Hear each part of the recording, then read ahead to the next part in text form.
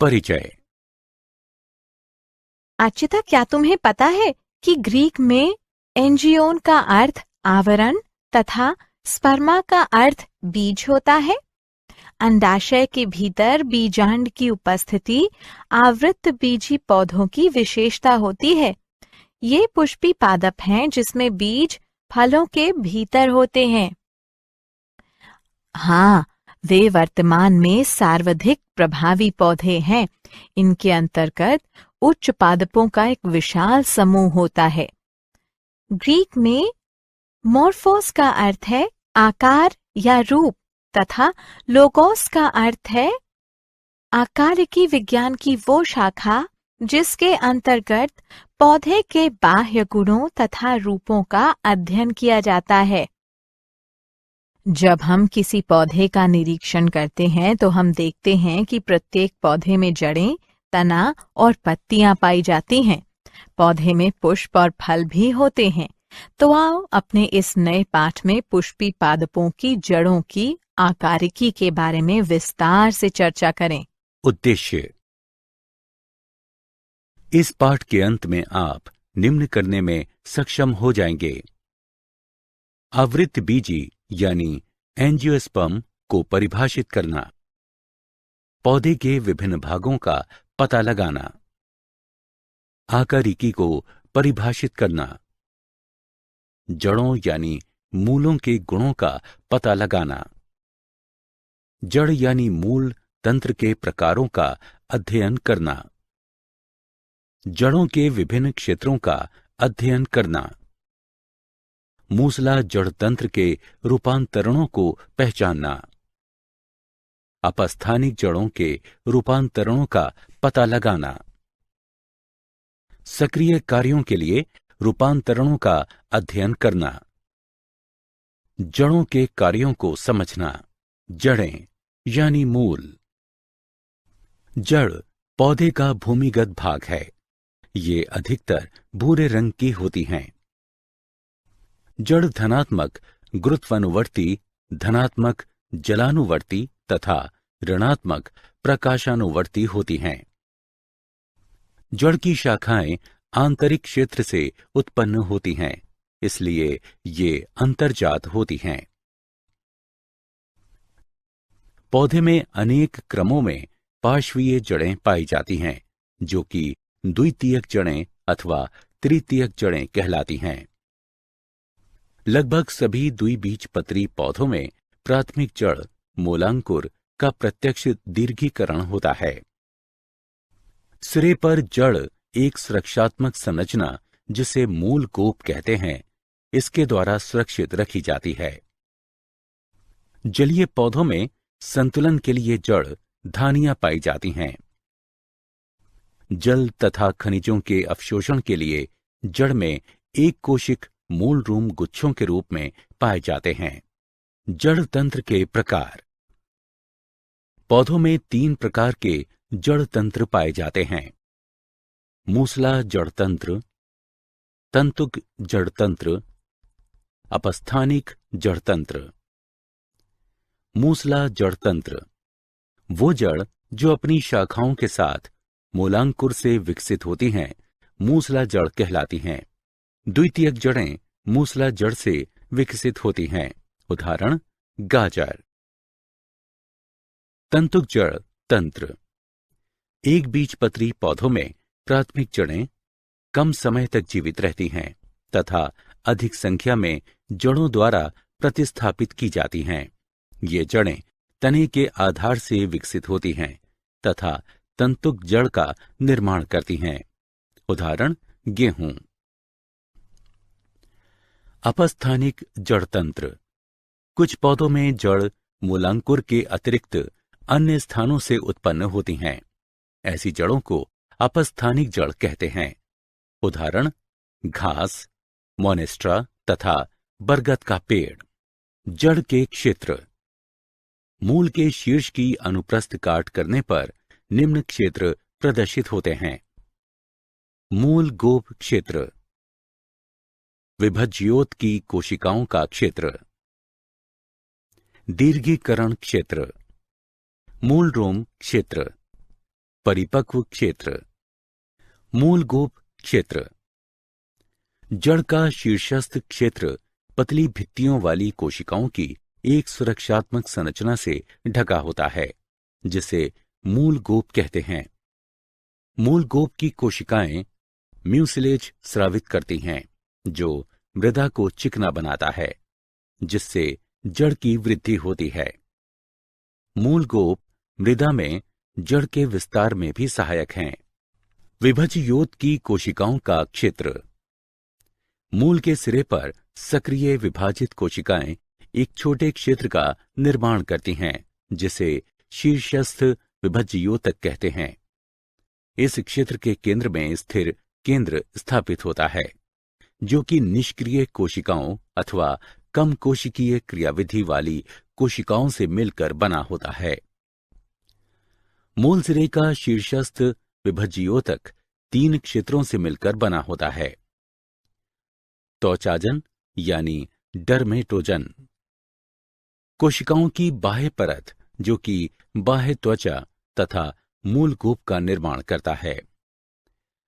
वल्कुटजन, ये त्वचाजन यानी डर्मेटोजन के अंदर स्थित होता है। इसकी कोशिकाएं विभक्त होकर बलकुट का निर्माण करती हैं। प्लूरोम, ये शीर्षस्थ विभज्योतक की सबसे आंतरिक परत होती है, जो कि रंभ बनाती है। इसकी कोशिकाएं विभक्त होकर फ्लोएम तथा जाइलम अवयव बनाती हैं। दीर्घीकरण क्षेत्र। इस क्षेत्र की कोशिकाएं जल को अवशोषित करती हैं। दीर्घीकरण क्षेत्र में ये बढ़ती हैं। मूलरोम क्षेत्र। मूलीय त्वचा की कोशिकाएं विस्तार करके एक कोशिक रोमों का निर्माण करती हैं। यह क्षेत्र जल तथा खनिज लवणों के अवशोषण में भाग लेता है। जड़ों के रूपांतरण।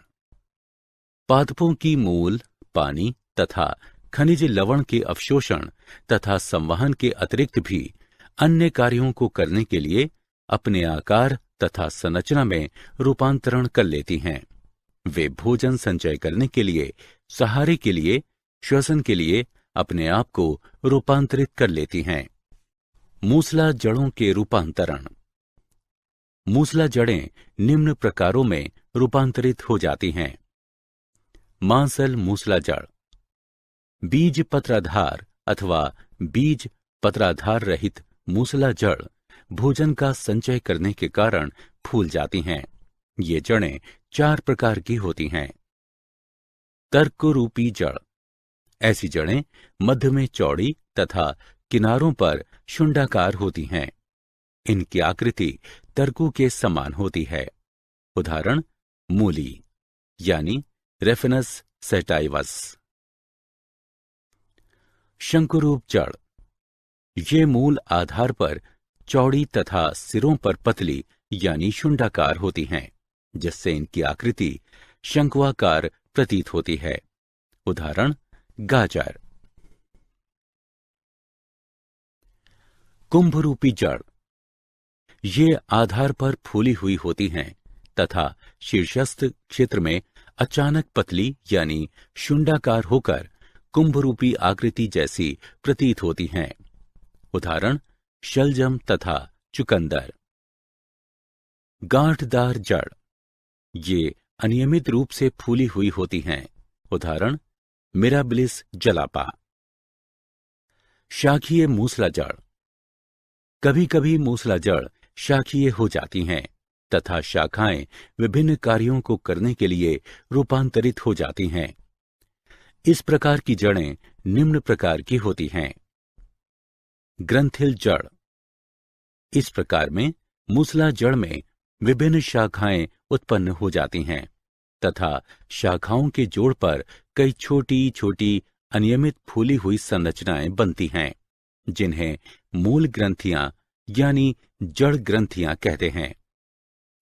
इनमें बड़ी संख्या में सहजीवी N2 स्थिरीकरण जीवाणु यानी बैक्टीरिया पाए जाते हैं। ये जड़ें फलियों या फलीयुक्त पौधों में पाई जाती हैं। श्वसन जड़। ये श्वास वाली जड़ें भी कहलाती हैं। ये दलदलों या दलदली स्थानों में पाई जाती हैं, जहां पर की मृदा जलग्रस्त होती है और पौधों की जड़ों को श्वसन के लिए पर्याप्त वायु उपलब्ध नहीं होती है। इस तरह के पौधों की द्वितीयक जड़ें ऋणात्मक गुरुत्वानुवर्ती होती हैं। ये श्वसनशूल यानी न्यूमेटोफोर भी कहलाती हैं। उदाहरण राइजोफोरा तथा सोन्नेरेटिया। प्रजननीय जड़। कुछ पौधों में एक नए पौधे के निर्माण के लिए मूसला मूल या उनकी शाखाएं अपस्थानिक कलियों में विकसित हो जाती हैं। उदाहरण शीशम, पॉपुलस इत्यादि।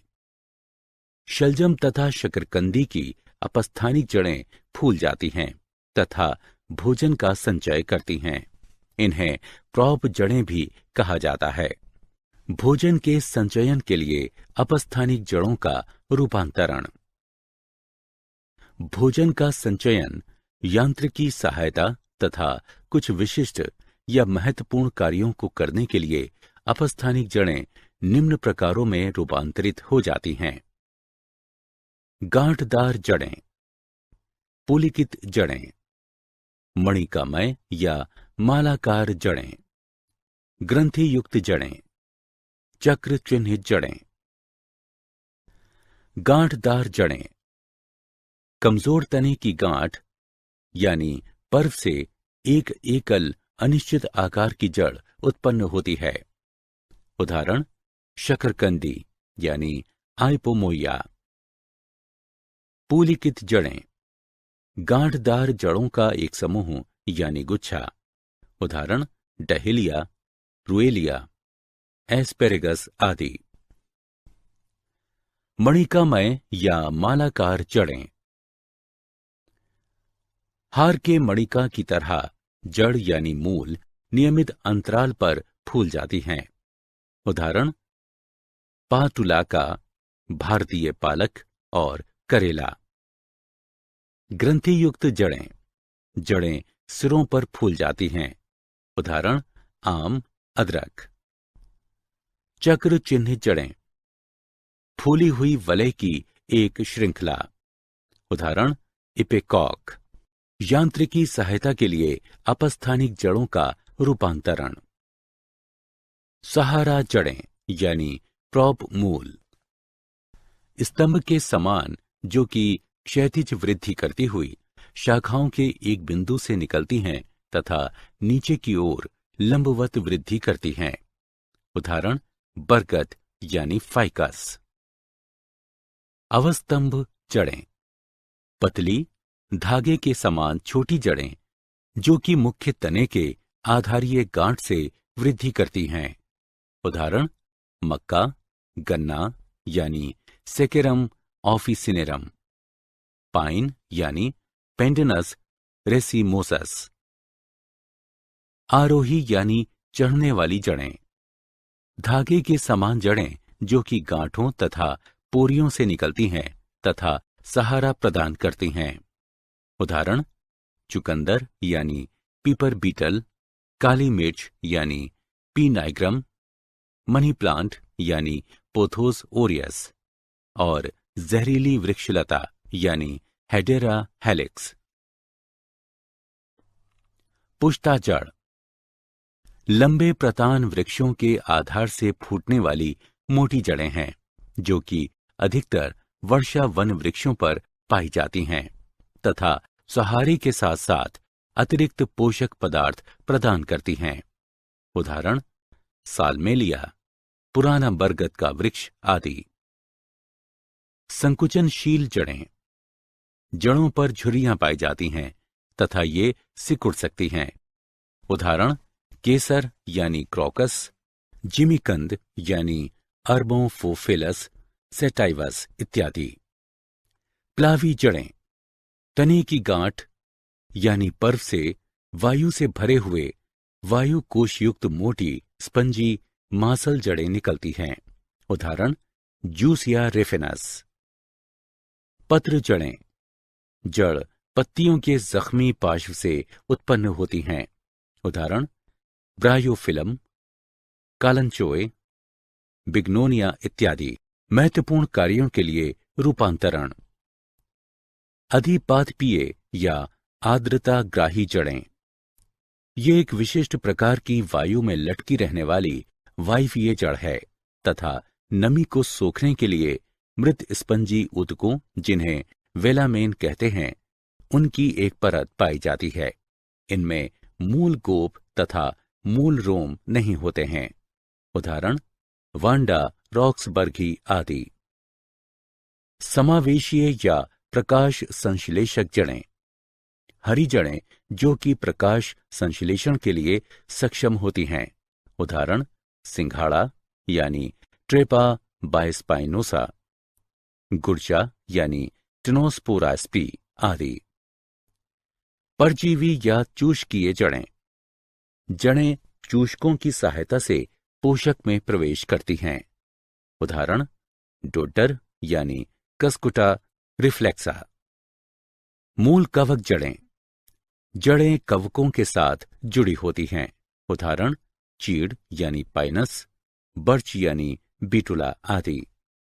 जड़शूल, जड़ें कठोर नोकदार संरचनाओं में रूपांतरित हो जाती हैं। उदाहरण एकैंथोराइजा, पोथोज आदि। प्रजननीय जड़ें, जड़ों में कायिक कलियां पाई जाती हैं। उदाहरण ट्राइकोजेंथीस, इपोमोइया आदि। जड़ों के कार्य, सहारा देना, जड़ें पौधों को मृदा में स्थिर रखती हैं। गुरुत्व तथा वायु के विपरीत ये वायवीय भागों को यांत्रिक सहारा प्रदान करती हैं। जल तथा खनिजों का अवशोषण, जल का मूल रोम क्षेत्र जल को अवशोषित करने में सहायक है, क्योंकि पतली भित्ति वाले नलिकादार मूल रोम मृदा के महीन अंतरालों में प्रवेश करने में सक्षम होते हैं। मृदा के जल में खनिज तरल सांद्रता में पाए जाते हैं। जड़ें मूल रोम तथा दीर्घीकरण क्षेत्र में अवशोषण करने के लिए आंशिक रूप से विशेषीकृत होती हैं। जल तथा खनिज का संवहन, जल तथा खनिज मूलिकाओं द्वारा अवशोषित किए जाते हैं तथा मूल तंत्र के विभिन्न भागों से प्रारोह तंत्र तक संवहित किए जाते हैं। मृदा के कणों को बांधे रखना, अपनी शाखाओं तथा म्यूसिलेज श्रावणों के द्वारा जड़ें मृदा के कणों को अपरदन के बल के विरुद्ध बांधे रखती हैं। आर्द्रताग्राही जड़ें, बरगद की नई प्रॉप जड़ें तथा अधिपादपीय जड़ें आर्द्र यानी नमी वायु में से जल को अवशोषित करने के लिए विशेषीकृत होती हैं। नाइट्रोजन स्थिरीकरण, दालों तथा फलियों की ग्रंथियुक्त जड़ों में राइजोबियम स्पीशीज यानी प्रजाति के नाइट्रोजन स्थिरीकृत सहजीवी जीवाणु पाए जाते हैं। वो फसल वाले पौधों के प्रोटीन मात्रा में वृद्धि करते हैं। वातन, श्वसन सूल अनेक कक्षीय पौधों में गैसों के विनिमय में भाग लेते हैं। इन कक्षीय पौधों की कब्जें तथा सहारे वाली जड़ें भी वातन में सहायक होती हैं। जड़ों में खाद्य पदार्थों का संचयन, सामान्य जड़ें पोषक तत्वों को कम संख्या में संचित करती हैं। कुछ जड़ें अधिक संख्या में पोषक तत्वों को संचित करने के कारण फूल जाती हैं। उदाहरण मूली, शलजम, चुकंदर, शकरकंदी, एस्पेरेगस, डहेलिया, गाजर, ऑर्चिस, मोमोडिका तथा इपेकॉक। यांत्रिक सहायता यानी चिपकना या लिपटना, लिपटने एवं सहारे के लिए अनेक आरोहकों में एक या दो अपस्थानिक जड़ें पाई जाती हैं। उदाहरण पान यानी तांबूल, टेकोमा और वृक्षलता यानी ईवी। चूषक जड़ें, ये परजीवी पौधों में पाई जाती हैं। जड़ें पोषक में प्रवेश करके जल तथा पोषण प्राप्त करती हैं। उदाहरण कस्कुटा विस्कम। ऑक्सीजन का निष्कासन यानी निर्गमन, चावल तथा कुछ जल थलचर पौधों की जड़ें ऑक्सीजन निष्कासित करती हैं, जो कि विभिन्न सूक्ष्म जीवों के कार्यों तथा खनिजों की प्राप्ति को प्रभावित करती हैं। जड़ों द्वारा प्रकाश संश्लेषण। ट्रेपा, टिनोस्पोरा, टेनियोफाइलम तथा पोडोस्टेमम की जड़ें हरे रंग वाली तथा प्रकाश संश्लेषक होती हैं। वे संपूर्ण पौधे के लिए जैविक पोषकों को संश्लेषित करती हैं। प्रजननीय जड़ें। अनेक जड़ें अपस्थानिक कलियां विकसित कर सकती हैं तथा कायिक प्रवर्धन में भाग लेती हैं। उदाहरण पॉपुलर, डलबर्चिया, डहेलिया, शकरकंदी। जड़ों द्वारा सुरक्षा। जंतुओं तथा जल की अत्यधिक हानि से सुरक्षा के लिए कुछ पौधों में जड़ कंटक तथा जड़ शूल उपस्थित होते हैं। कवक मूल। कवक मूल ऐसी जड़ें हैं जो कि कवक के साथ सहजीवी संबंध बनाती हैं।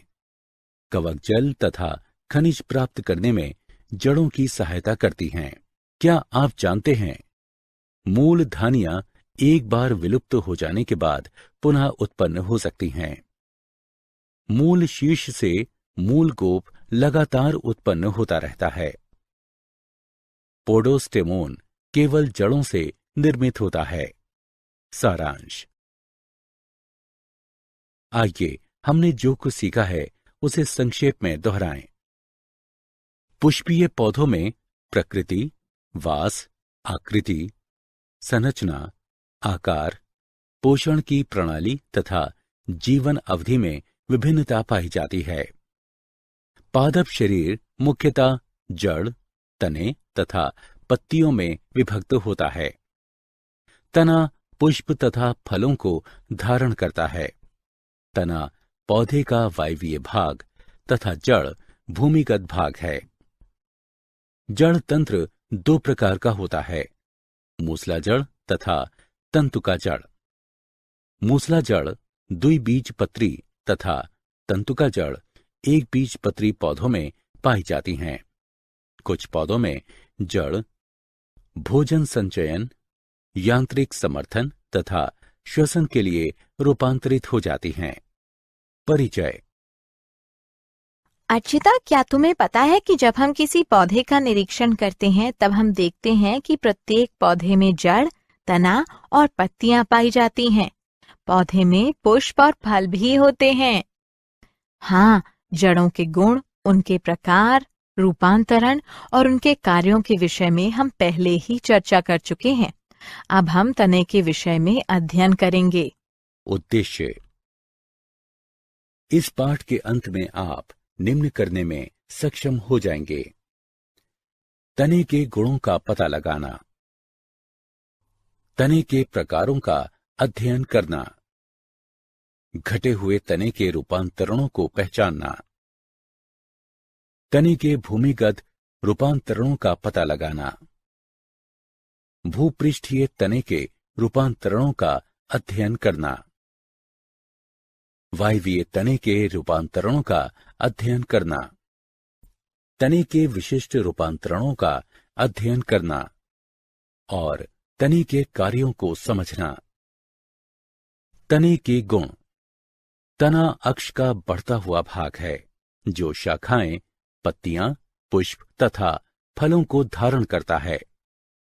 जब तना शैशव अवस्था में होता है तब वो प्रायः हरा होता है तथा बाद में वो काष्ठीय तथा गहरा भूरा हो जाता है।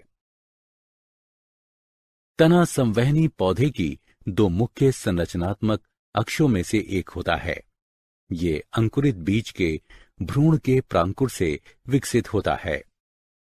अधिकांश पौधों में तने भूमि की सतह से ऊपर स्थित होते हैं, लेकिन कुछ पौधों में तने भूमिगत भी होते हैं।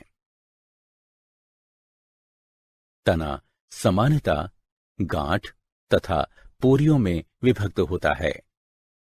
गांठों में कलिकाएं पाई जाती हैं जो वृद्धि करके एक या अनेक पत्तियां, पुष्पक्रम, शंकु या अन्य तनों का निर्माण करती हैं। तने पर कलिकाएं पाई जाती हैं जो कि अंतस्थ या कक्षीय हो सकती हैं। एक अपरिपक्व शीर्ष के साथ एक नवीन अविकसित प्रारूप पर एक वृद्धि बिंदु होता है, जो कि अनेक कसकर जुड़ी हुई कोमल पत्तियों से घिरा हुआ होता है। इन्हें कलिका कहते हैं। तने का शाखा विन्यास। तने के मुख्य अक्ष पर शाखाओं के व्यवस्थित होने की विधि को शाखा विन्यास कहते हैं। मुख्य रूप से शाखा विन्यास दो प्रकार का होता है, पार्श्वीय शाखा विन्यास और द्विभाजी शाखा विन्यास। पार्श्वीय शाखा विन्यास। जब शाखाएं तनों के किनारों से निकलती हैं तो ये पार्श्वीय शाखा विन्यास कहलाता है। ये शाखा विन्यास की वो विधि है जिसमें वृद्धि बिंदु द्विभाजित नहीं होता है। शाखाएं कक्षीय कली की गांठों से उत्पन्न होती हैं। ये दो प्रकार का होता है, असीमाक्षी और ससीमाक्षी। असीमाक्षी। जब तना अंतस्थ कलिका द्वारा अनिश्चित वृद्धि करता है, मुख्य तने की पार्श्वीय शाखाएं अग्र अभिसारी अनुक्रम में शीर्ष की तरफ लगातार वृद्धि, पुरानी शाखाएं आधार की तरफ तथा नई शाखाएं शीर्ष की तरफ व्यवस्थित होती हैं। इस शाखन के परिणाम स्वरूप पौधा शंकुरूप या पिरामिड के आकार का दिखाई देता है। ससीमाक्षी। जब मुख्य तने की वृद्धि निश्चित होती है, मुख्य तना पार्श्वीय शाखा उत्पन्न करता है, जो कि मुख्य शीर्ष से अधिक शीघ्रता से वृद्धि करती है। इस शाखन के परिणाम स्वरूप पौधे का विस्तार होने लगता है तथा वो गुंबद के आकार का हो जाता है। ससीमाक्षी तीन प्रकार की होती है, एक शाखी ससीमाक्षी, द्विशाखी ससीमाक्षी और बहुशाखी ससीमाक्षी।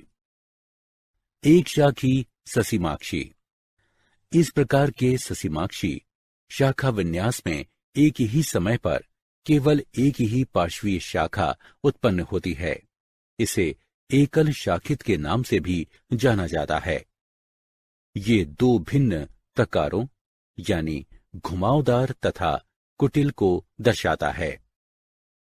उदाहरण, विटिस विनिफेरा में शाखा विन्यास कुटिल प्रकार का होता है। इसमें पार्श्वीय शाखाएं एकांतर किनारों पर विकसित होकर टेढ़ी मेढ़ी हो जाती हैं। सारका में शाखा विन्यास घुमावदार प्रकार का होता है। इसमें पार्श्वीय शाखाएं एक ही किनारे पर विकसित होकर घुमाव बनाती हैं। द्विशाखी ससीमाक्षी। जब एक ही समय पर दो पार्श्वीय शाखाएं विकसित होती हैं तो उसे द्विशाखी या द्विशाखित कहते हैं। उदाहरण, धतूरा और कैरिस्सा। बहुशाखी ससीमाक्षी। जब एक ही समय पर दो से अधिक पार्श्वीय शाखाएं विकसित होती हैं तो उसे बहुशाखी या बहुशाखित कहते हैं। उदाहरण, यूफोर्बिया और क्रोटोन बॉनप्लांडिया। द्विभाजी शाखा विन्यास। जब अंतस्थ कली कांटेदार तरीके द्वारा दो द्विशाखित शाखाओं में विभाजित हो जाती है तो इसे द्विभाजी शाखा विन्यास कहते हैं। ये सामान्यतः अपुष्पियों तथा कुछ आवृत बीजी इनमें पाया जाता है, जैसे पाइन यानी पेंडेनस, क्लिनोगाइन यानी डिकोटोमा इत्यादि। तने का रूपांतरण। सामान्य कार्यों के अतिरिक्त अन्य कार्यों को करने के लिए रूप में परिवर्तन करने को रूपांतरण कहते हैं। वास स्थान के आधार पर तने तीन वर्गों में रूपांतरित हो सकते हैं। तने का भूमिगत रूपांतरण, तने का भूपृष्ठीय रूपांतरण और तने का वायवीय रूपांतरण। तने का भूमिगत रूपांतरण। भूमिगत तने भूमि की सतह के नीचे स्थित होने के कारण स्वयं को मौसम की प्रतिकूल परिस्थितियों तथा जंतुओं के आक्रमण से बचाते हैं तथा ये संचित भोजन के लिए भंडार गृहों की भांति तथा कायिक प्रवर्धन में सहायक हैं। इनके तने प्रकृति में भेद, गांठ तथा पोरियों की उपस्थिति, गांठों पर शल्क पत्रों की उपस्थिति, शल्क पत्र के कक्षों में कक्षीय कलिकाओं तथा एक अंतस्थ कलिका की उपस्थिति के द्वारा ज्ञात किया जा सकता है। भूमिगत तने 4 प्रकार के होते हैं: प्रकंद, कंद, शल्ककंद तथा कौर्म। प्रकंद प्रकंद एक मोटा क्षैतिज वृद्धि वाला तना है जो सामान्यतः खाद्य पदार्थ को संचित करता है। इसमें गांठ, पोरियां, शल्कपत्र, कक्षीय कलिकाएं, अपस्थानिक जड़ें तथा एक अंतस्थ कलिका पाई जाती हैं। कक्षीय कलिकाओं को ढकने वाले शल्कपत्र तने के गांठ बिंदु से निकलते हुए दिखाई देते हैं। जड़ें प्रकंद की निचली सतह से विकसित होती हैं। उदाहरण अदरक और हल्दी। कंद कंद भूमिगत शाखा का एक फूला हुआ सिरा है जो कि निचली पत्ती के कक्ष से उत्पन्न होता है और मृदा में बाहर की तरफ क्षैतिज वृद्धि करता है। खाद्य सामग्री यानी स्टार्च के निक्षेपण के कारण प्रत्येक कंद अनियमित आकृति का हो जाता है। प्रत्येक कंद की सतह पर पत्तियों के अनेक निशान दिखाई देते हैं। पत्तियों के ये निशान गिरे हुए शल्क पत्रों की छाप होते हैं। प्रत्येक पत्ती का ये निशान एक कक्षीय कलिका को घेरता है। कक्षीय कलिका के साथ पत्ती के निशान को आंख कहते हैं। कायिक प्रवर्धन द्वारा आलू की ये आंखें नए पौधे को उत्पन्न करने की क्षमता रखती हैं। उदाहरण आलू। शल्ककंद यानी बल्ब। शल्ककंद में तना घट जाता है तथा छोटे चक्र सा दिखता है। कई अपस्थानिक जड़ें तने की निचली सतह से उत्पन्न होती हैं। उदाहरण प्याज, अदरक। प्याज, अदरक इत्यादि के शल्ककंद में आंतरिक पत्तियां मांसल जबकि बाहरी पत्तियां सूखी हुई होती हैं। इसे संकुचित शल्ककंद इसलिए कहते हैं क्योंकि संकेंद्री पर्णधार एक पूर्ण आवरण या कंचुक बनाता है। शल्ककंद की शीर्षस्थ कली प्रारोह का निर्माण करती है। कौर्म। कौर्म एक सीधे यानी लंबवत तने का फूला हुआ भूमिगत आधारी भाग होता है। ये फुलाव संचयित भोजन के संचयन के कारण होता है। इसमें शल्कपत्र तथा कक्षीय कलिकाएं पाई जाती हैं।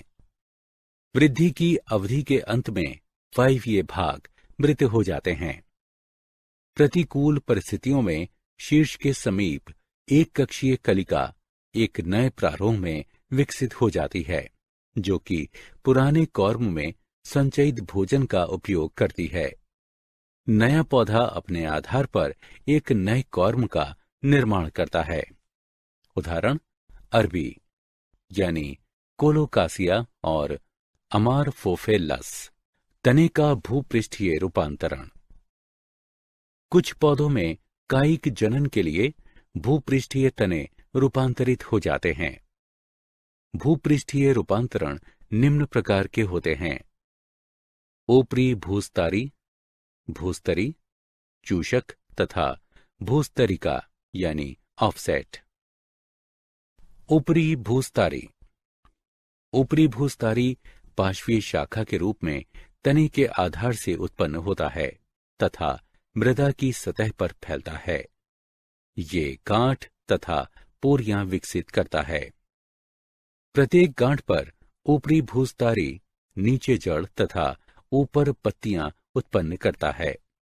इस विधि से मात्र पादप से अनेक ऊपरी भूस्तरी निर्मित होते हैं तथा वे भूमि पर सभी दिशाओं में फैल जाते हैं। यदि ऊपरी भूस्तरी के विलगन यानी पृथक होने में यदि कोई क्षति होती है तो टूटे हुए भाग एक स्वतंत्र पौधा बनाने की क्षमता रखते हैं। उदाहरण ऑक्जेलिस, फ्रेक्रिया, सेंटेला अस्टाटिका। भूस्तरी। भूस्तरी में पार्श्वीय शाखाएं पाई जाती हैं, जो कि भूमिगत तने से निकलती हैं।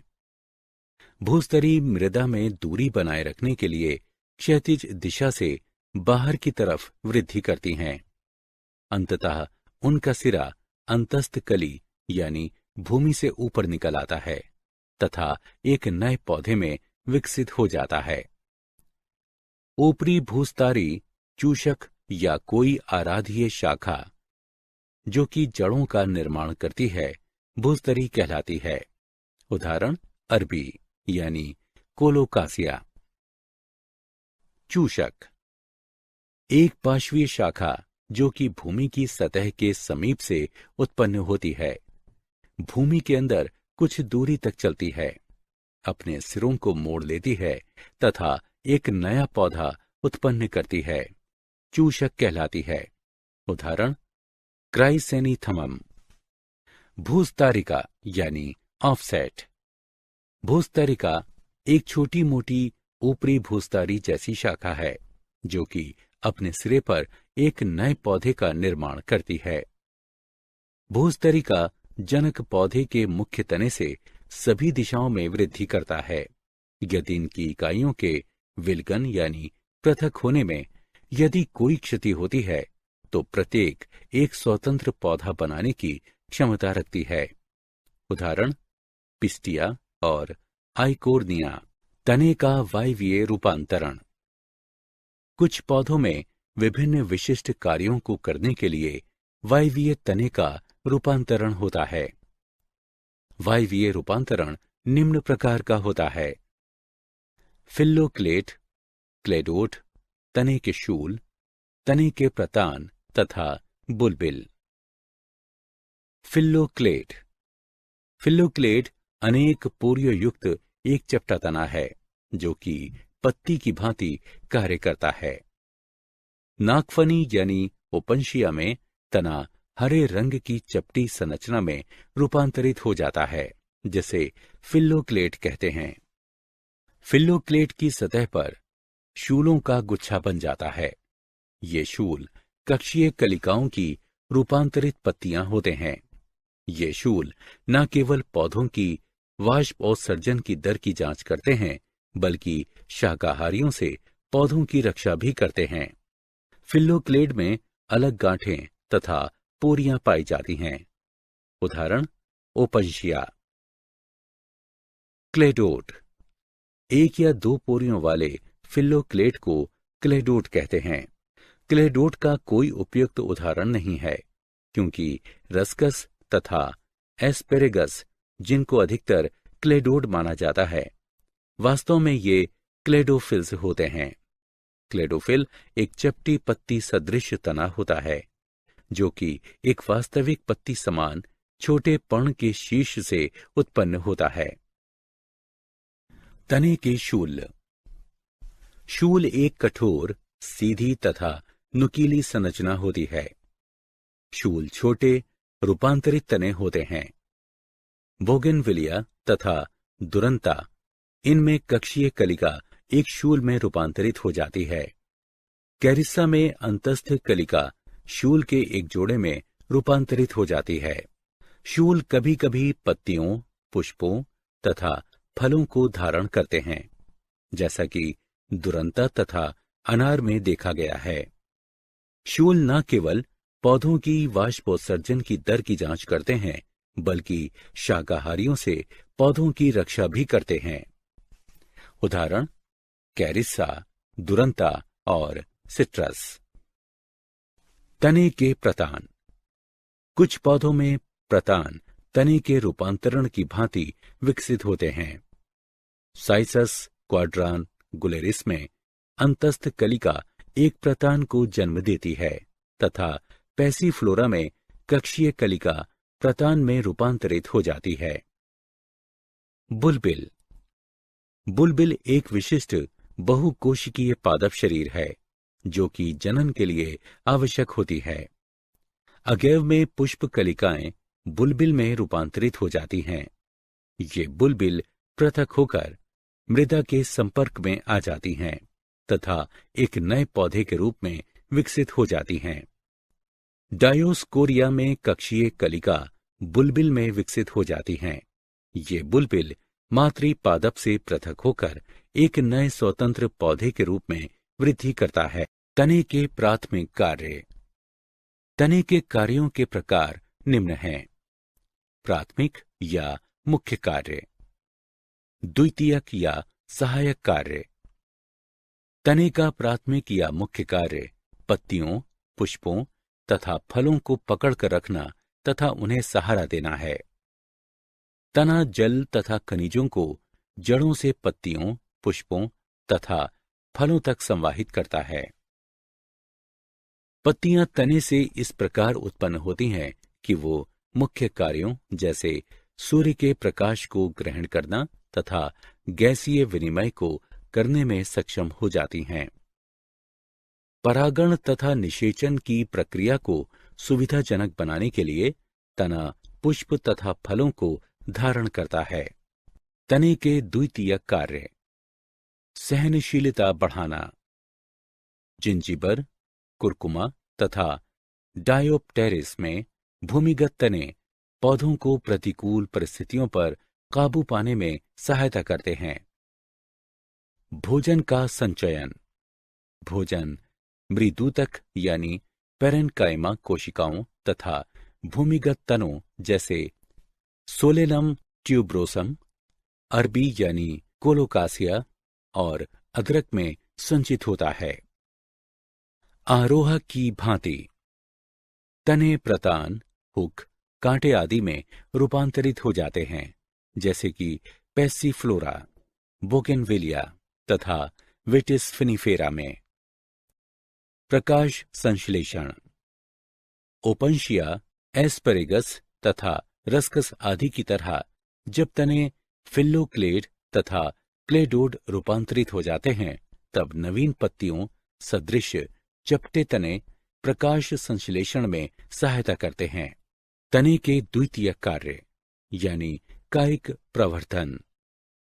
ऊपरी भूस्तरी जैसे घास में, भूस्तरी जैसे स्ट्रॉबेरी में, भूस्तरिका जैसे आइकोर्निया में तथा भूमिगत तने जैसे आलू, अदरक में तने कायिक प्रवर्धन के लिए प्रयोग में लाए जाते हैं।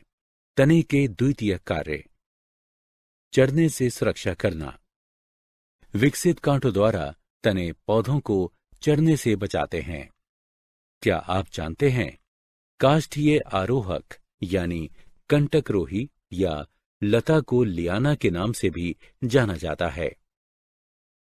वायवीय तने का मोटे भाग को कूट बल्ब यानी स्यूडो बल्ब के नाम से भी जाना जाता है तथा ये ऑर्किड में जल तथा अन्य पदार्थों का संचय करते हैं।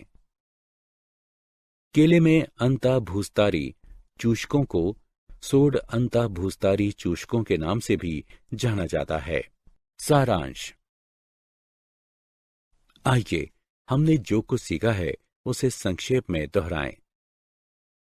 प्रारोह तंत्र तने, पत्तियों, पुष्पों तथा फलों में विभक्त होता है।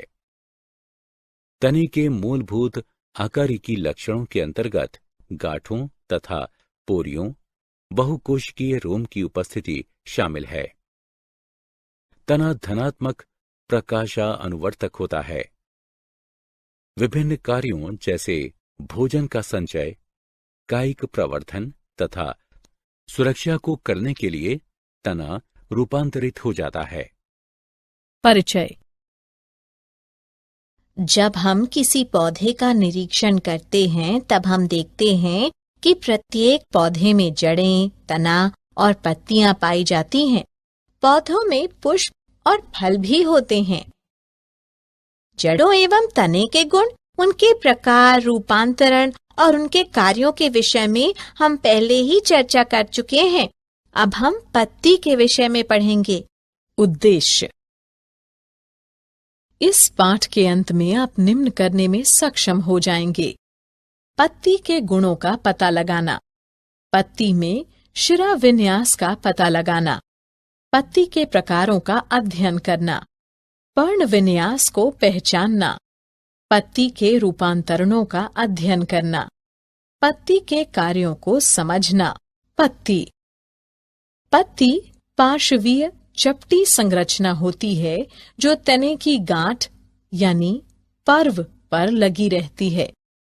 पत्तियां पौधों का वह अंग हैं जो पौधे के लिए भोजन बनाती हैं। इसके कक्ष में एक कली होती है। कक्षीय कली बाद में शाखा में विकसित हो जाती है।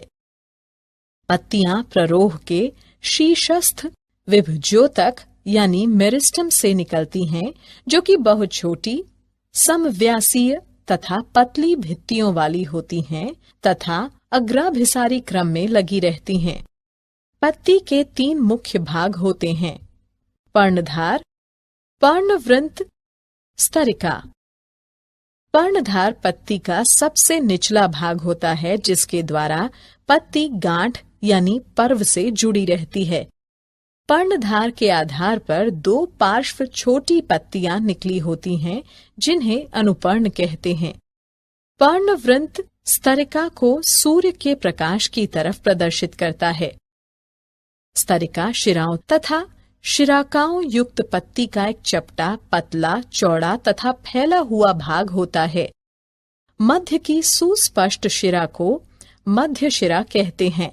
स्तरिका के पार्श्व किनारों सिरों का निर्माण करते हैं तथा सिरा पत्ती के शीर्ष का निर्माण करता है।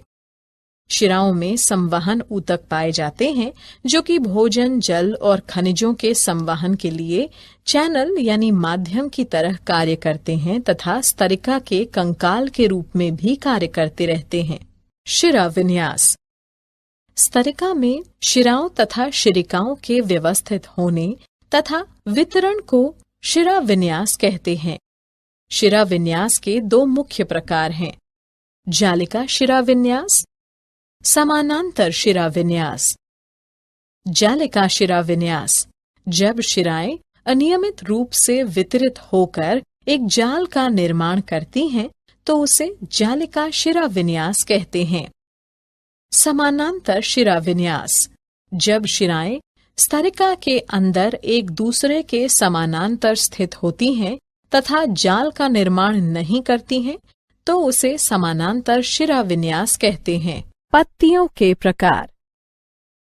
काट तथा निशान के आधार पर पत्तियां 2 प्रकार की होती हैं: सरल पत्तियां, संयुक्त पत्तियां। सरल पत्ती जब पत्ती की स्तरिका अछिन्न होती है, लेकिन पिच्छाकार पत्ती में कटाव मध्य शिरा तक नहीं पहुंच पाता अथवा हस्ताकार पत्ती के पर्णवृत्त के सिरे तक नहीं पहुंच पाता, तब वह सरल पत्ती कहलाती है। संयुक्त पत्ती जब पत्ती में स्तरिका का कटाव मध्य शिरा तक पहुंचे और बहुत पत्राकों में टूट जाए, तो ऐसी पत्ती को संयुक्त पत्ती कहते हैं। पर्ण विन्यास तने अथवा शाखा पर पत्तियों के व्यवस्थित होने के क्रम को पर्ण विन्यास कहते हैं। यह पत्तियों के अभिविन्यास का परिणाम है, जिससे कि वे प्रकाश संश्लेषण के लिए अधिक प्रकाश ग्रहण कर सकें। इसके 3 मुख्य प्रकार हैं: एकांतर या घुमावदार, सम्मुख और चक्करदार। एकांतर या घुमावदार प्रत्येक गांठ यानी पर्व पर एक एकल पत्ती एकांतर के रूप में निकलती है। उदाहरण गुड़हल। सम्मुख प्रत्येक गांठ या पर्व पर पत्तियों का एक जोड़ा निकलता है तथा ये परस्पर सम्मुख या विपरीत स्थित होती हैं। उदाहरण कैलोट्रोपिस प्रोसेरा यानी ओक।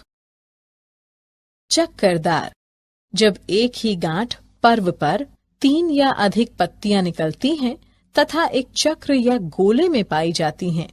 उदाहरण नीरियम, कनेर, ओलियंडर। पत्ती के रूपांतरण। प्रकाश संश्लेषण के अतिरिक्त अन्य कार्यों को करने के लिए पत्तियां रूपांतरित हो जाती हैं। यह निम्न प्रकार का होता है: प्रतान, शूल यानी कांटे, भोजन संचय। प्रतान प्रतान हरे रंग की धागे जैसी संरचनाएं हैं जो कि स्पर्श के लिए संवेदनशील होती हैं और सहारे के चारों ओर कुंडलित होने की क्षमता रखती हैं। उदाहरण मटर, स्मिलैक्स, ग्लोरियोसा आदि। शूल यानी कांटे। शूल पौधों को चरने वाले जंतुओं से रक्षा करते हैं तथा वाष्पोत्सर्जन के क्षेत्र को कम करते हैं। उदाहरण ओपेंशिया, एलो आर्जमोन आदि। भोजन संचय। एलियम सीपी की पत्तियों में भोजन संचित होता है। एलो तथा पार्थुलाका में जल, म्यूसिलेज तथा भोज्य पदार्थ के संचय के कारण पत्तियां मांसल तथा रसदार हो जाती हैं। पत्तियों के कार्य। पत्तियों के कार्यों के प्रकार निम्न हैं।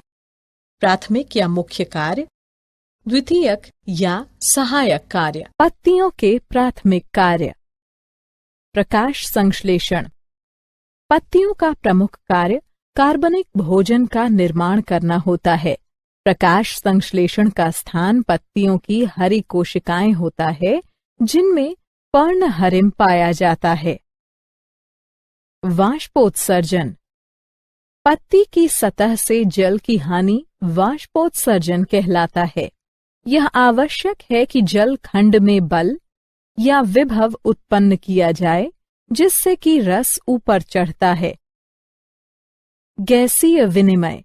यह प्रकाश संश्लेषण तथा श्वसन की प्रक्रिया के दौरान स्टोमेटा द्वारा पत्तियों में होता है। पत्तियों के द्वितीय कार्य। पर्णधार में भोजन का संचय। उदाहरण प्याज। मांसल पत्तियों में जल का संचय। उदाहरण ब्रायोफिलम एलो। सुरक्षा।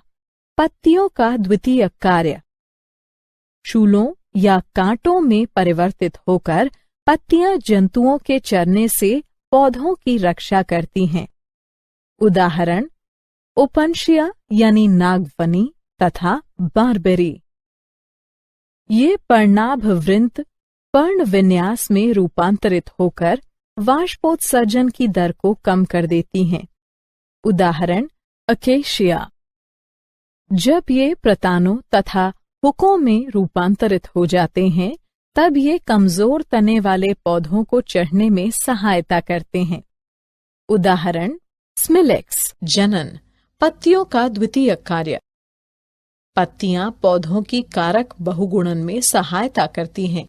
उदाहरण ब्रायोफिलम। पत्तियों के द्वितीय कार्य। पत्ती जब जड़ में रूपांतरित हो जाती है तब वह तैरने के लिए संतुलन बनाती है।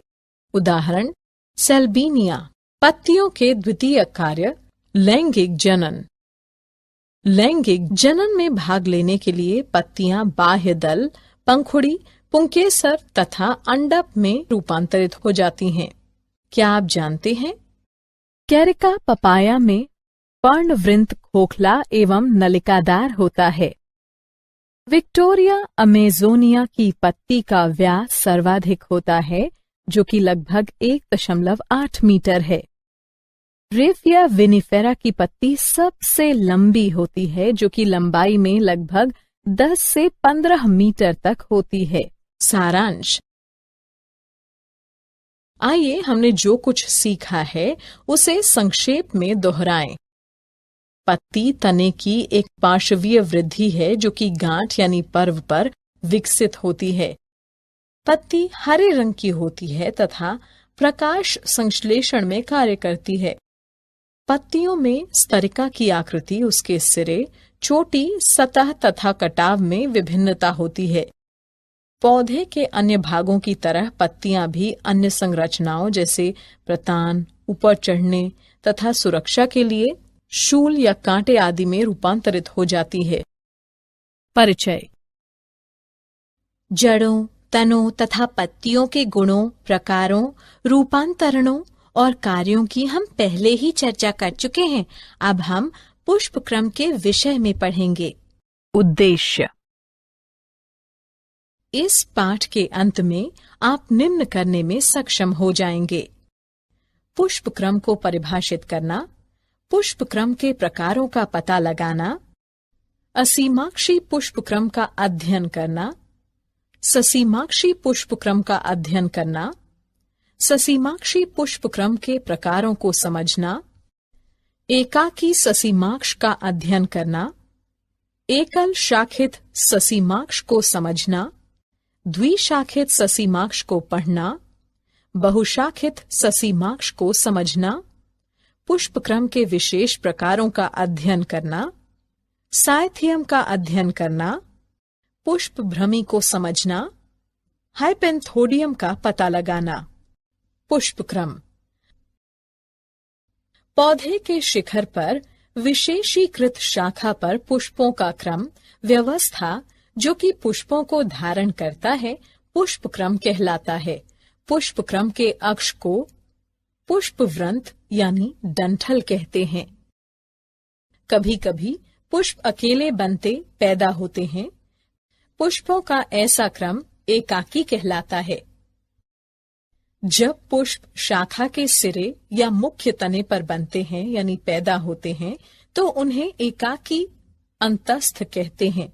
उदाहरण गूलर यानी पॉपी।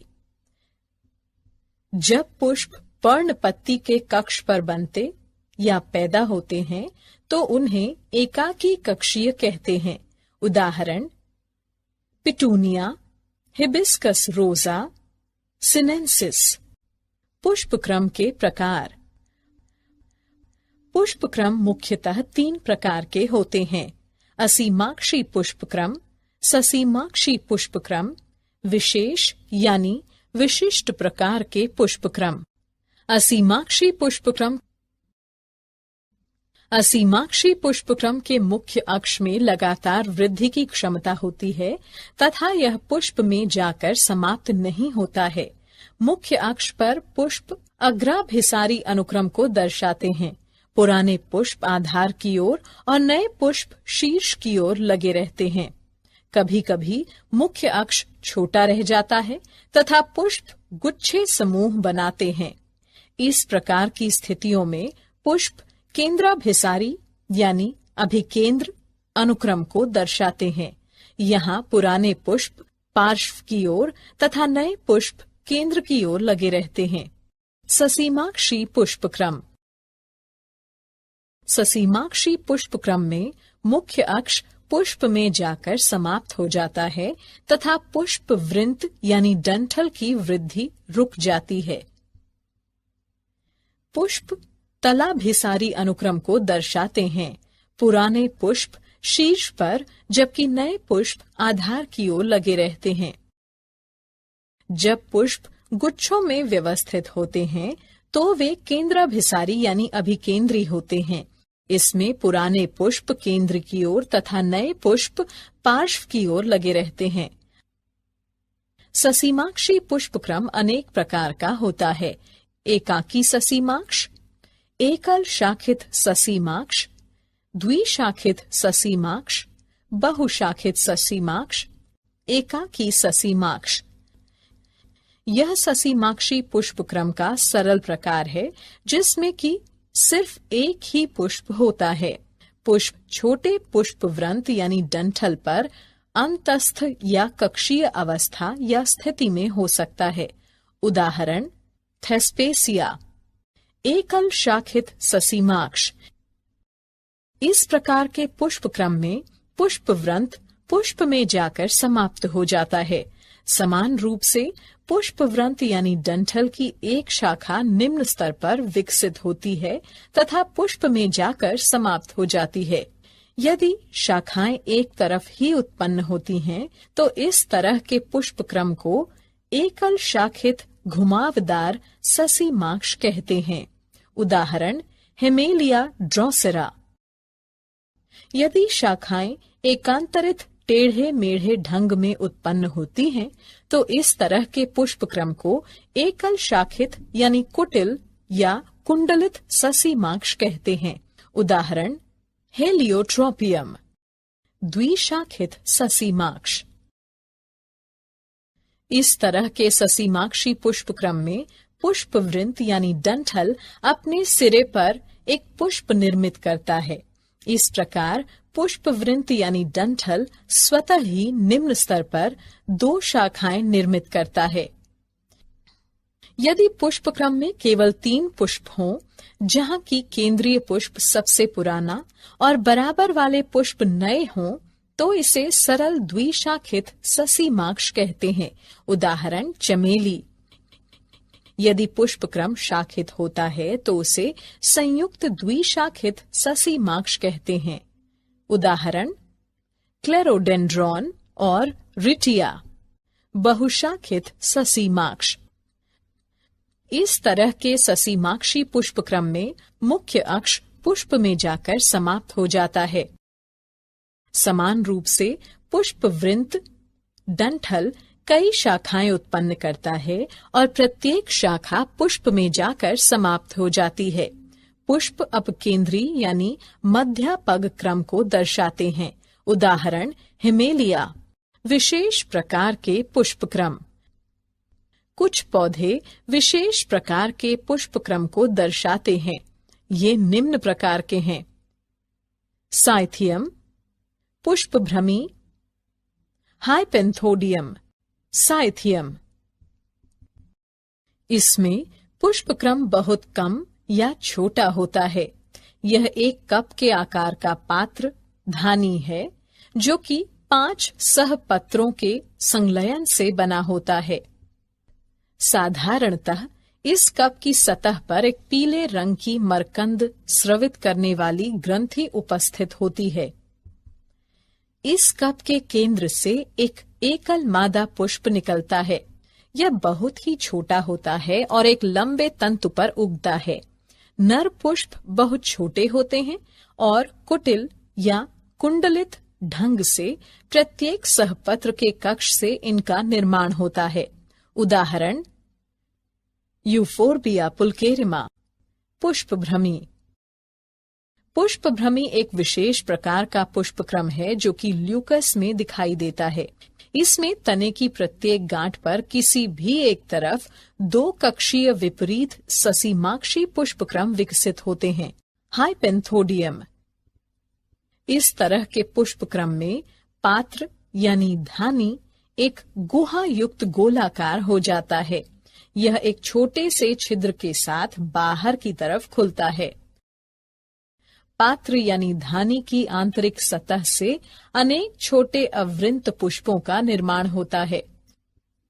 ये पुष्प 3 प्रकार के होते हैं: नर पुष्प, मादा पुष्प और अनुपजाऊ यानी बांझ मादा पुष्प चंद्रकांति। उदाहरण गूलर यानी फाइकस। क्या आप जानते हैं अमोर्फोफेलस भारत का सबसे बड़ा पुष्पक्रम है। पूया रेमोंडी 32 फीट विश्व का सबसे बड़ा पुष्पक्रम है। दल युक्त सहपत्र बोगेनविलिया में पाया जाता है। कोएनेंथियम खुला हाइपेंथोडियम होता है। सारांश।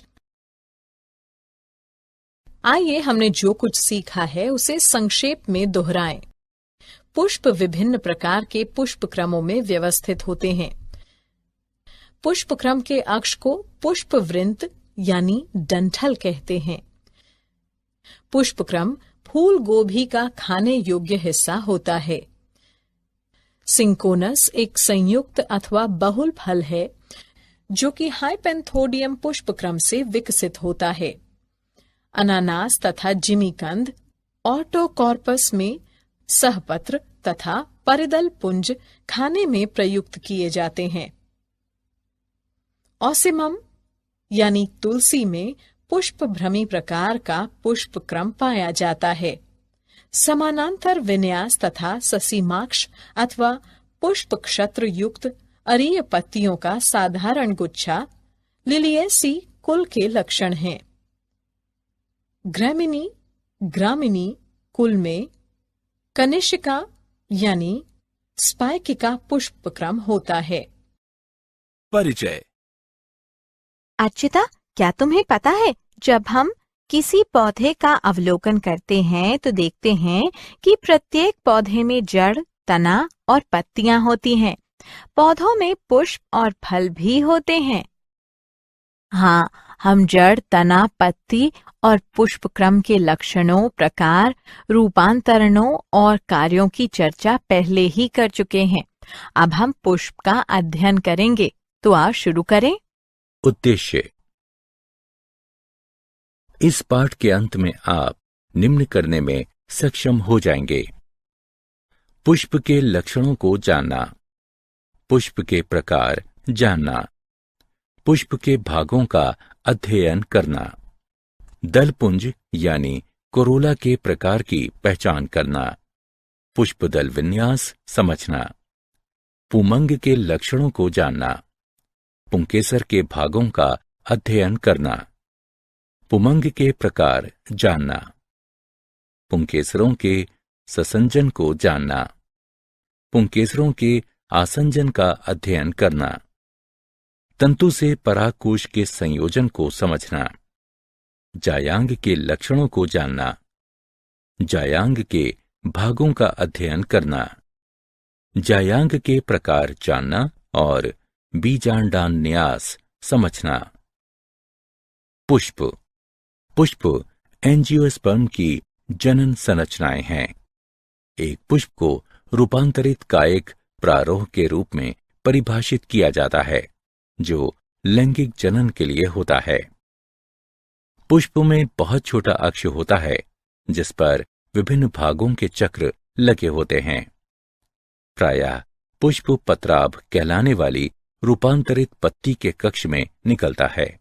जब पत्राभ पुष्प वृंत के आधार पर उपस्थित होते हैं, तो पुष्प सहपत्री कहलाता है। जब पुष्प पुष्प वृंत कहलाने वाले वृंत का बना होता है, तो ये संवृंत कहलाता है। जब पुष्प वृंत अनुपस्थित होता है, तो पुष्प अवृंत कहलाता है। पुष्प के प्रकार।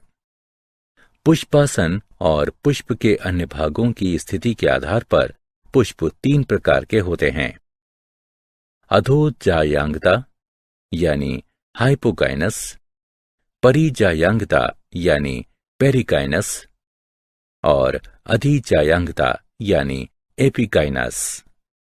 हाइपोगाइनस। पुष्पासन ऊपरी फूला हुआ भाग है और जायांग पुष्पासन के सबसे ऊपरी भाग पर स्थित होता है। अन्य पुष्पीय भाग अर्थात कैलिक्स, कोरोला और पुमंग जायांग के नीचे स्थित होते हैं। अंडाशय ऊर्ध्ववर्ती होता है।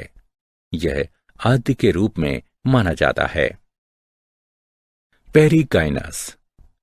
पुष्पासन चपटा या प्याले के आकार का होता है। कैलिक्स, कोरोला और पुमंग प्याले के सिरे से जुड़े होते हैं और जायांग मध्य में होता है। अंडाशय आधा अधोवर्ती होता है। ये हाइपोगाइनस और एपिगाइनस के बीच मध्यवर्ती के रूप में माना जाता है। एपिगाइनस।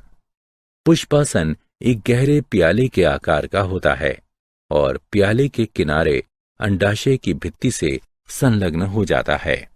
कैलिक्स, कोरोला और पुमंग अंडाशय के शीर्ष पर निकलते हैं। अंडाशय अधोवर्ती होता है। इसे काफी उन्नत अवस्था माना जाता है। पुष्प के भाग। प्रत्येक पुष्प में सामान्यतः 4 पुष्प चक्र होते हैं, जैसे कैलिक्स, कोरोला, पुमंग और जायांग। आइए इन सभी की एक एक करके विस्तार से चर्चा करें। वाहे दलपुंज यानी कैलिक्स। कैलिक्स पुष्प का सबसे बाहरी चक्र है और इसकी इकाई को वाहेदल कहते हैं। प्रायः वाहेदल हरे पत्ती जैसे होते हैं और कलिका अवस्था में पुष्प की रक्षा करते हैं।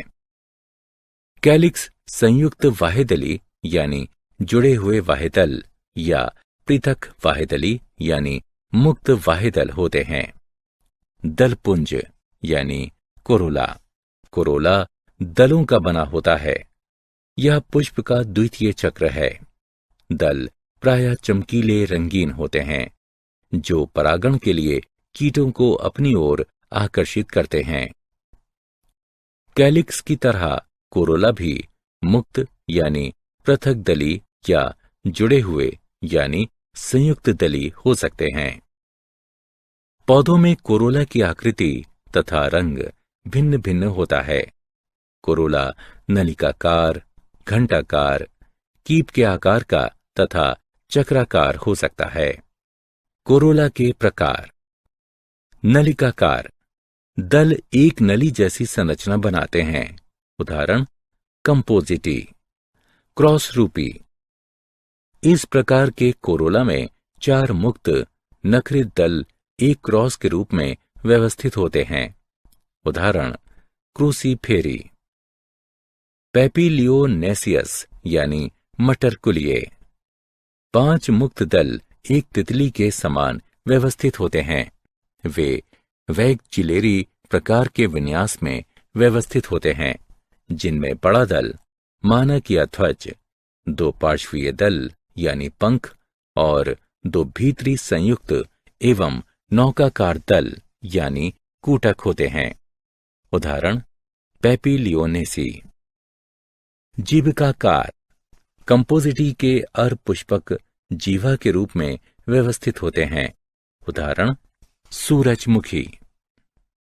पुष्पदल विन्यास।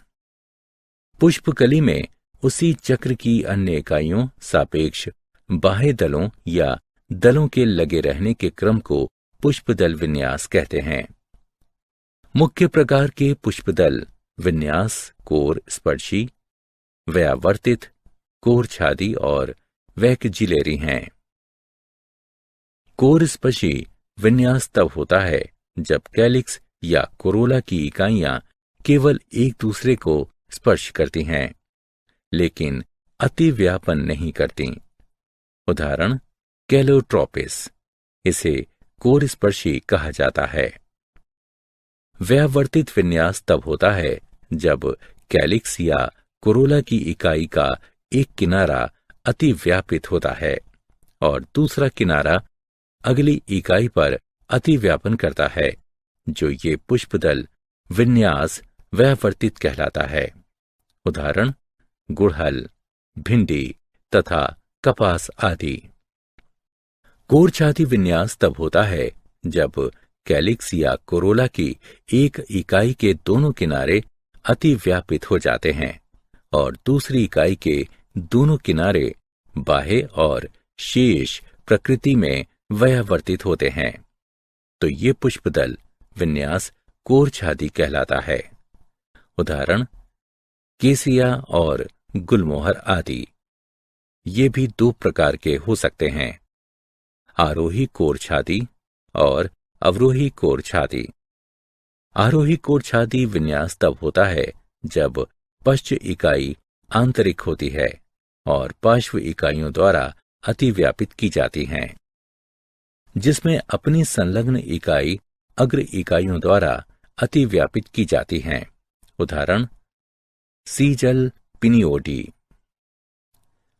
अवरोही कोर छाती और वैगजिलेरी विन्यास मटर और सेम के पुष्पों में पाया जाता है। इनमें 5 दल होते हैं। सबसे बड़ा दल मानक 2 पार्श्व दलों यानी पंख को अतिव्यापित करता है, जिसके बाद ये 2 सबसे छोटे अग्रदल यानी कूटक को अतिव्यापित करते हैं। इस प्रकार का पुष्पदल विन्यास वैगजिलेरी या पेपिलियोनेसियस कहलाता है। पंचक विन्यास तब होता है जब कैलिक्स या कोरोला की 2 इकाइयों के किनारे दोनों बाह्य होते हैं और 2 इकाइयां आंतरिक तथा शेष एक इकाई का एक किनारा आंतरिक तथा एक किनारा बाह्य होता है, तो ये पंचक कहलाता है। उदाहरण सीडियम और प्यूनिका इत्यादि। पुमंग। ग्रीक भाषा में एंड्रोशियम यानी पुमंग शब्द का अर्थ एंड्रस ओइकिया यानी पुरुष का घर है। पुमंग नर जनन अंग है और पुष्प का तीसरा चक्र बनाता है। ये अनेक पुंकेसरों का बना होता है। प्रत्येक पुंकेसर में तंतु तथा इसके शीर्ष पर एक परागकोश होता है। प्रत्येक पुंकेसर एक वृंत या एक तंतु और एक परागकोश का बना होता है। प्रत्येक परागकोश प्रायः द्विपालक होता है और प्रत्येक पाली में 2 कोष्ठक परागकोश होते हैं। परागकण परागकोश में उत्पन्न होते हैं। एक बंधे पुंकेसर स्टेमिनॉइड कहलाता है। पुंकेसर के भाग। एक विशिष्ट पुंकेसर के 3 भाग होते हैं: तंतु, परागकोश और संयोजी। प्रत्येक पुंकेसर में प्रायः एक वृत्त होता है जो तंतु यानी लैटिन शब्द फिलम यानी सूत्र कहलाता है।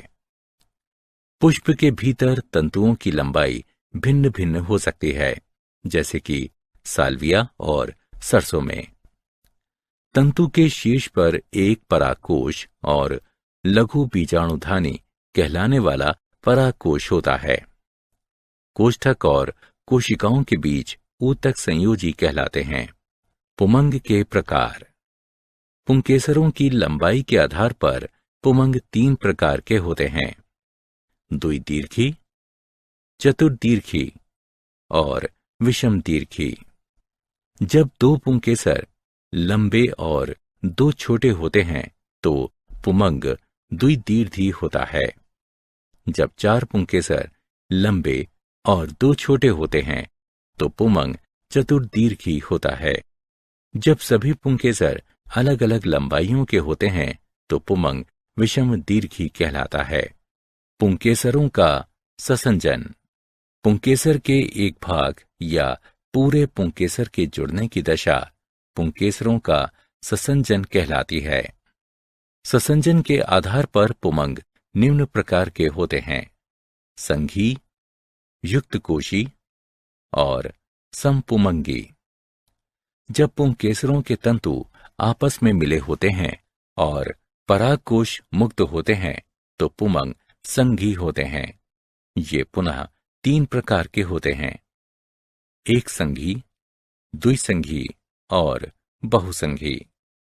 जब सभी पुंकेसरों के तंतु आपस में मिलकर एक बंडल बनाते हैं और परागकोश मुक्त होते हैं तो यह अवस्था एक संघी कहलाती है। उदाहरण: हिबिस्कस रोजा साइनेंसिस यानी गुड़हल। द्विसंघी जब पुंकेसरों के तंतु आपस में मिलकर एक बंडल बनाते हैं और परागकोश मुक्त होते हैं तो ये अवस्था द्विसंघी कहलाती है। उदाहरण: पेपिलियोनेसी। बहुसंघी जब पुंकेसरों के तंतु संलग्न होकर 2 से अधिक बंडल बनाते हैं तो ये अवस्था बहुसंघी कहलाती है। उदाहरण: सिट्रस। युक्तकोशी या साइनेंथस जब पुंकेसर के तंतु मुक्त होते हैं और परागकोश आपस में जुड़े होते हैं तो ये अवस्था युक्तकोशी या साइनेंथस कहलाती है। उदाहरण: एस्टेरेसी।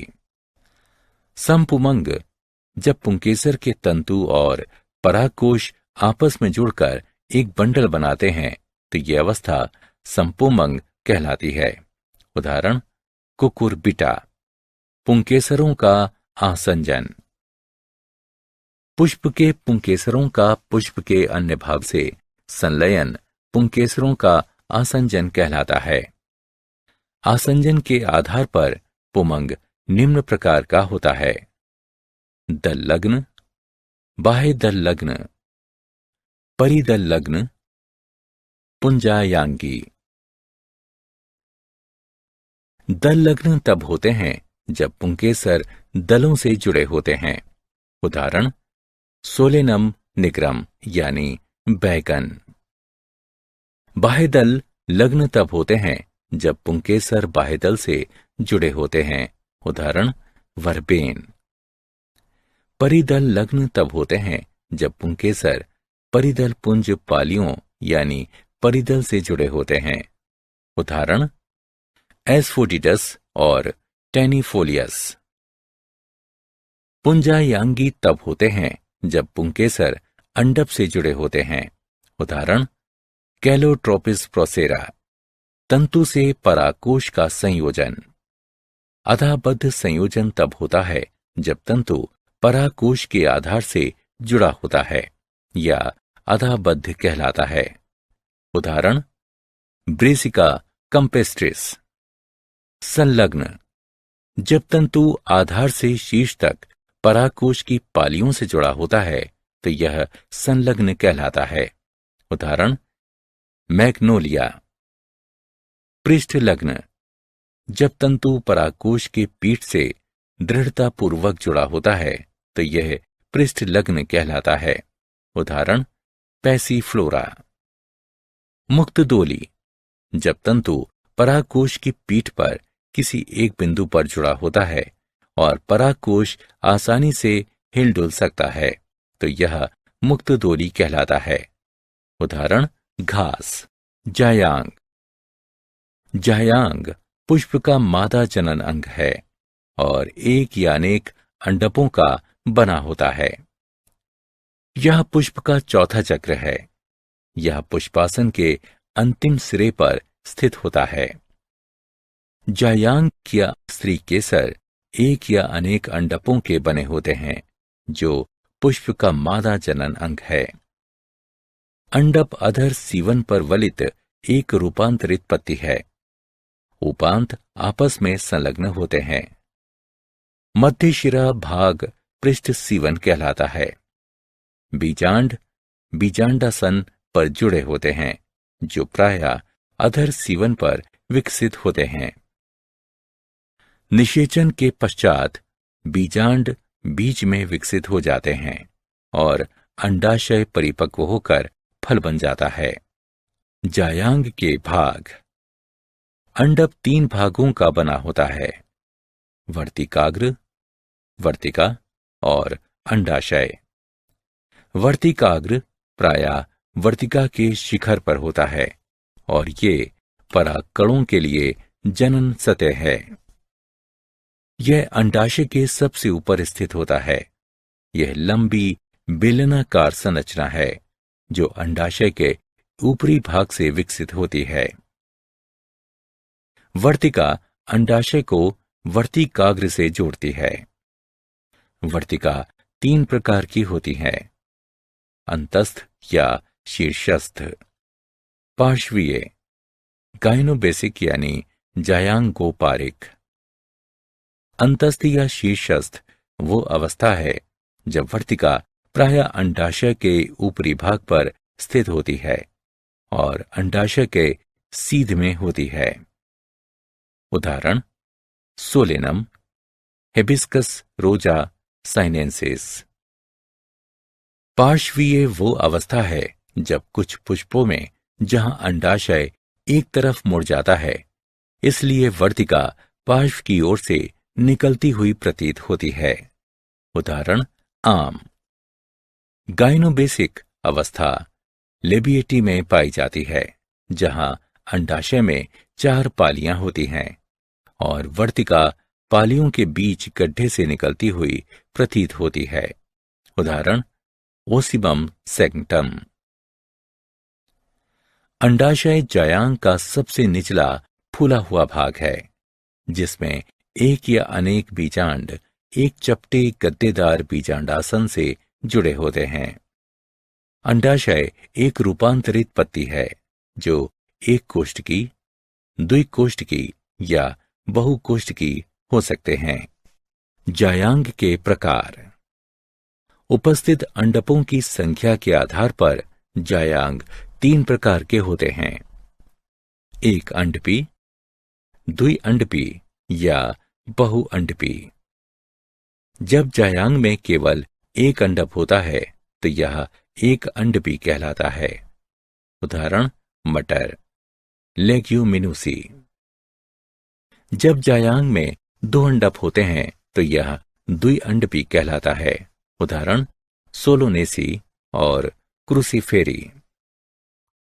जब जायांग में 2 से अधिक अंडक होते हैं तो यह बहुअंडपी कहलाता है। उदाहरण, मालवेसी। अंडकों की स्थिति के आधार पर जायांग 2 प्रकार के होते हैं, वियुक्तांडपी और युक्तांडपी।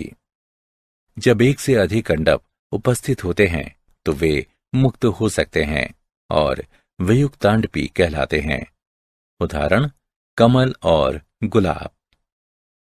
जब अंडक जुड़े होते हैं तो वे युक्तांडपी कहलाते हैं।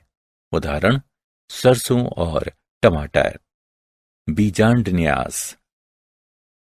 अंडाशय के भीतर बीजांड के लगे रहने का क्रम बीजांड न्यास कहलाता है। बीजांड न्यास विभिन्न प्रकार का होता है।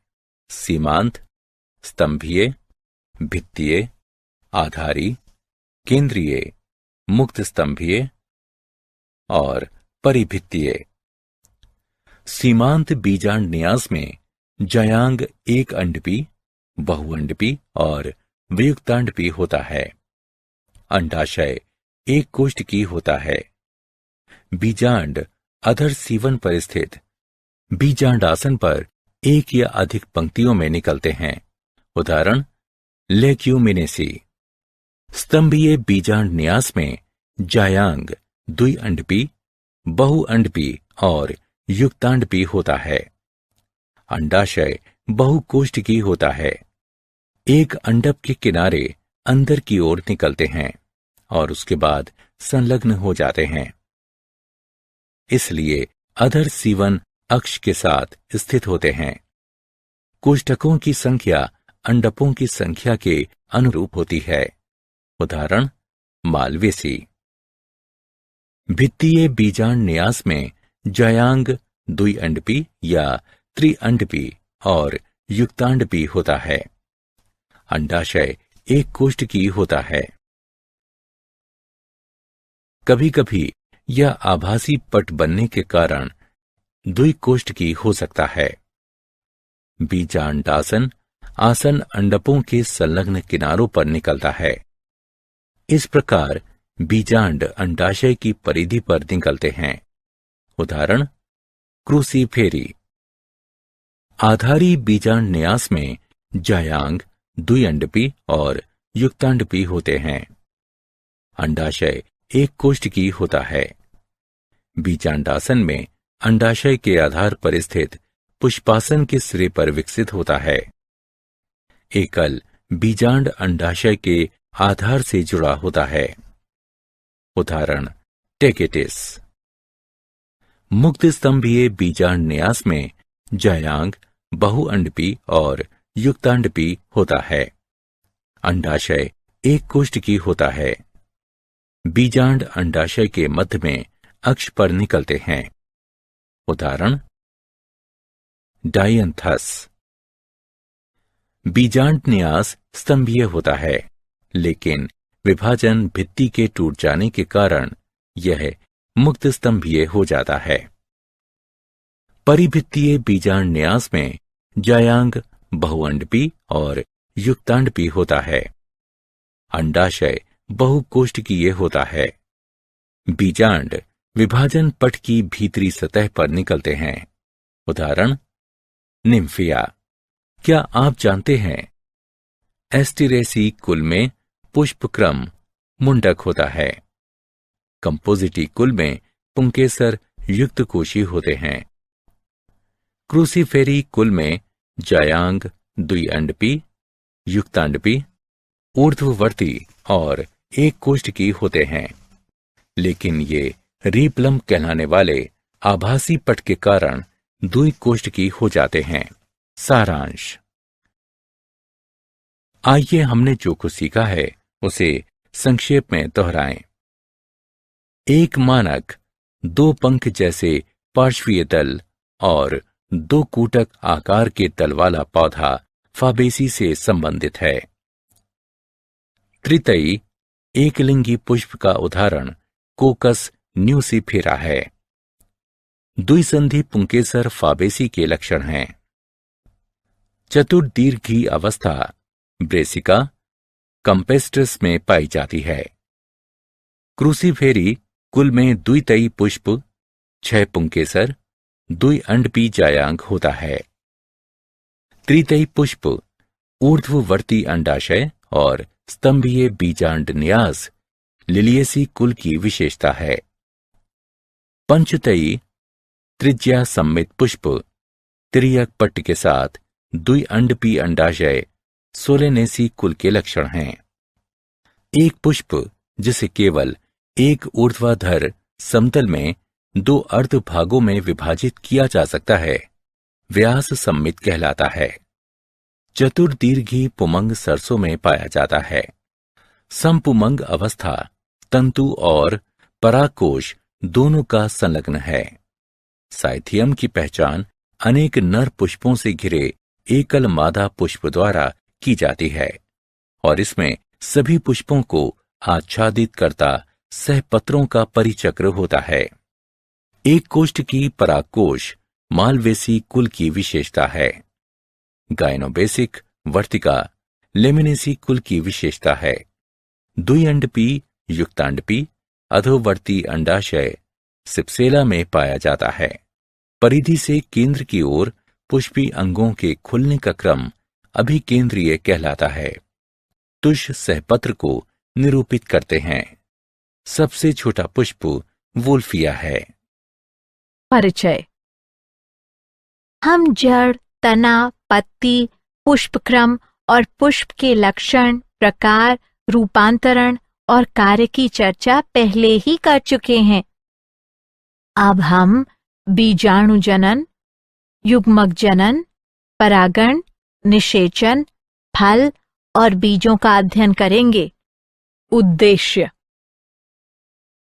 इस पाठ के अंत में आप निम्न करने में सक्षम हो जाएंगे: बीजाणु जनन को समझना, परागण की पहचान करना, निषेचन के बारे में समझना, फल की विशेषताएं जानना, फल के प्रकार जानना, बीज की विशेषताएं जानना, बीज के प्रकार जानना, बीजों के अंकुरण का अध्ययन करना, बीजों की किशोरावस्था का अध्ययन करना, एक प्ररूपी पुष्पी पादप का अर्ध तकनीकी विवरण समझना, कुछ महत्वपूर्ण कुलों का वर्णन करना। बीजाणु जनन। बीजाणु जनन बीजाणुओं का उत्पादन है। जननात्मक बीजाणु पौधे, शैवाल और कवक में उनके सामान्य जननात्मक जीवन चक्र के दौरान बनते हैं। प्रसुप्त बीजाणु कुछ कवकों और शैवालों द्वारा मुख्य रूप से प्रतिकूल वर्धन दशाओं की प्रतिक्रिया में बनते हैं। अधिकतर यूकेरियोटिक बीजाणु अगुणित होते हैं और कोशिका विभाजन कुछ प्रकार के द्विगुणित या द्विकेंद्रकों और कोशिका संलयन के द्वारा निर्मित होते हैं। युग्मक जनन। युग्मक जनन वह प्रक्रिया है जिसके द्वारा द्विगुणित या अगुणित पूर्वगामी कोशिकाएं कोशिका विभाजन करती हैं और परिपक्व अगुणित युग्मक बनाने के लिए विभेदन करती हैं। युग्मक जनन द्विगुणित युग्मक कोशिकाओं के अर्धसूत्री विभाजन द्वारा या अगुणित युग्मक जननीय कोशिकाओं के समसूत्री विभाजन द्वारा होता है, जिससे विभिन्न युग्मक बनते हैं।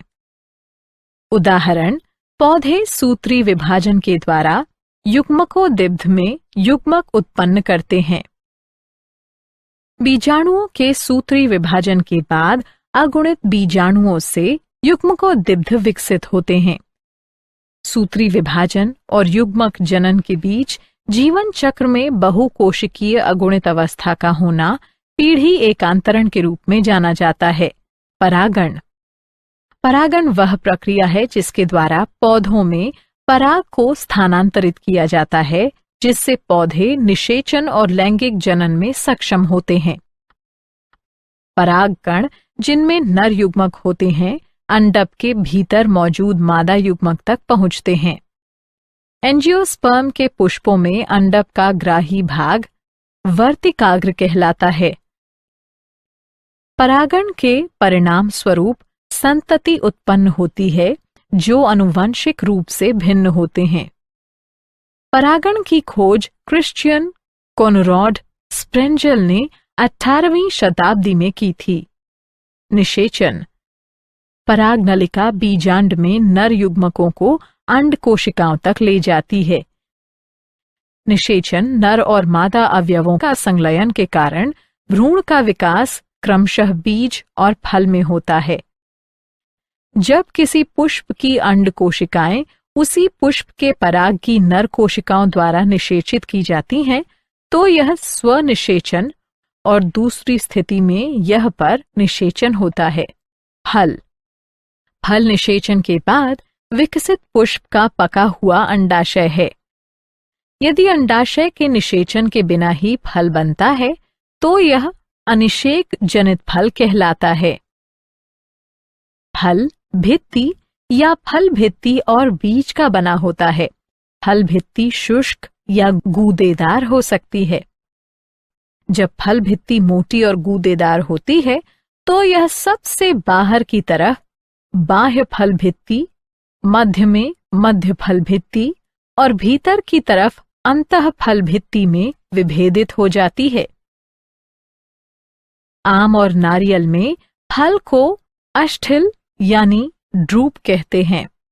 ये फल एकांडपी ऊर्ध्ववर्ती अंडाशय से विकसित होते हैं और इनमें केवल एक बीज होता है।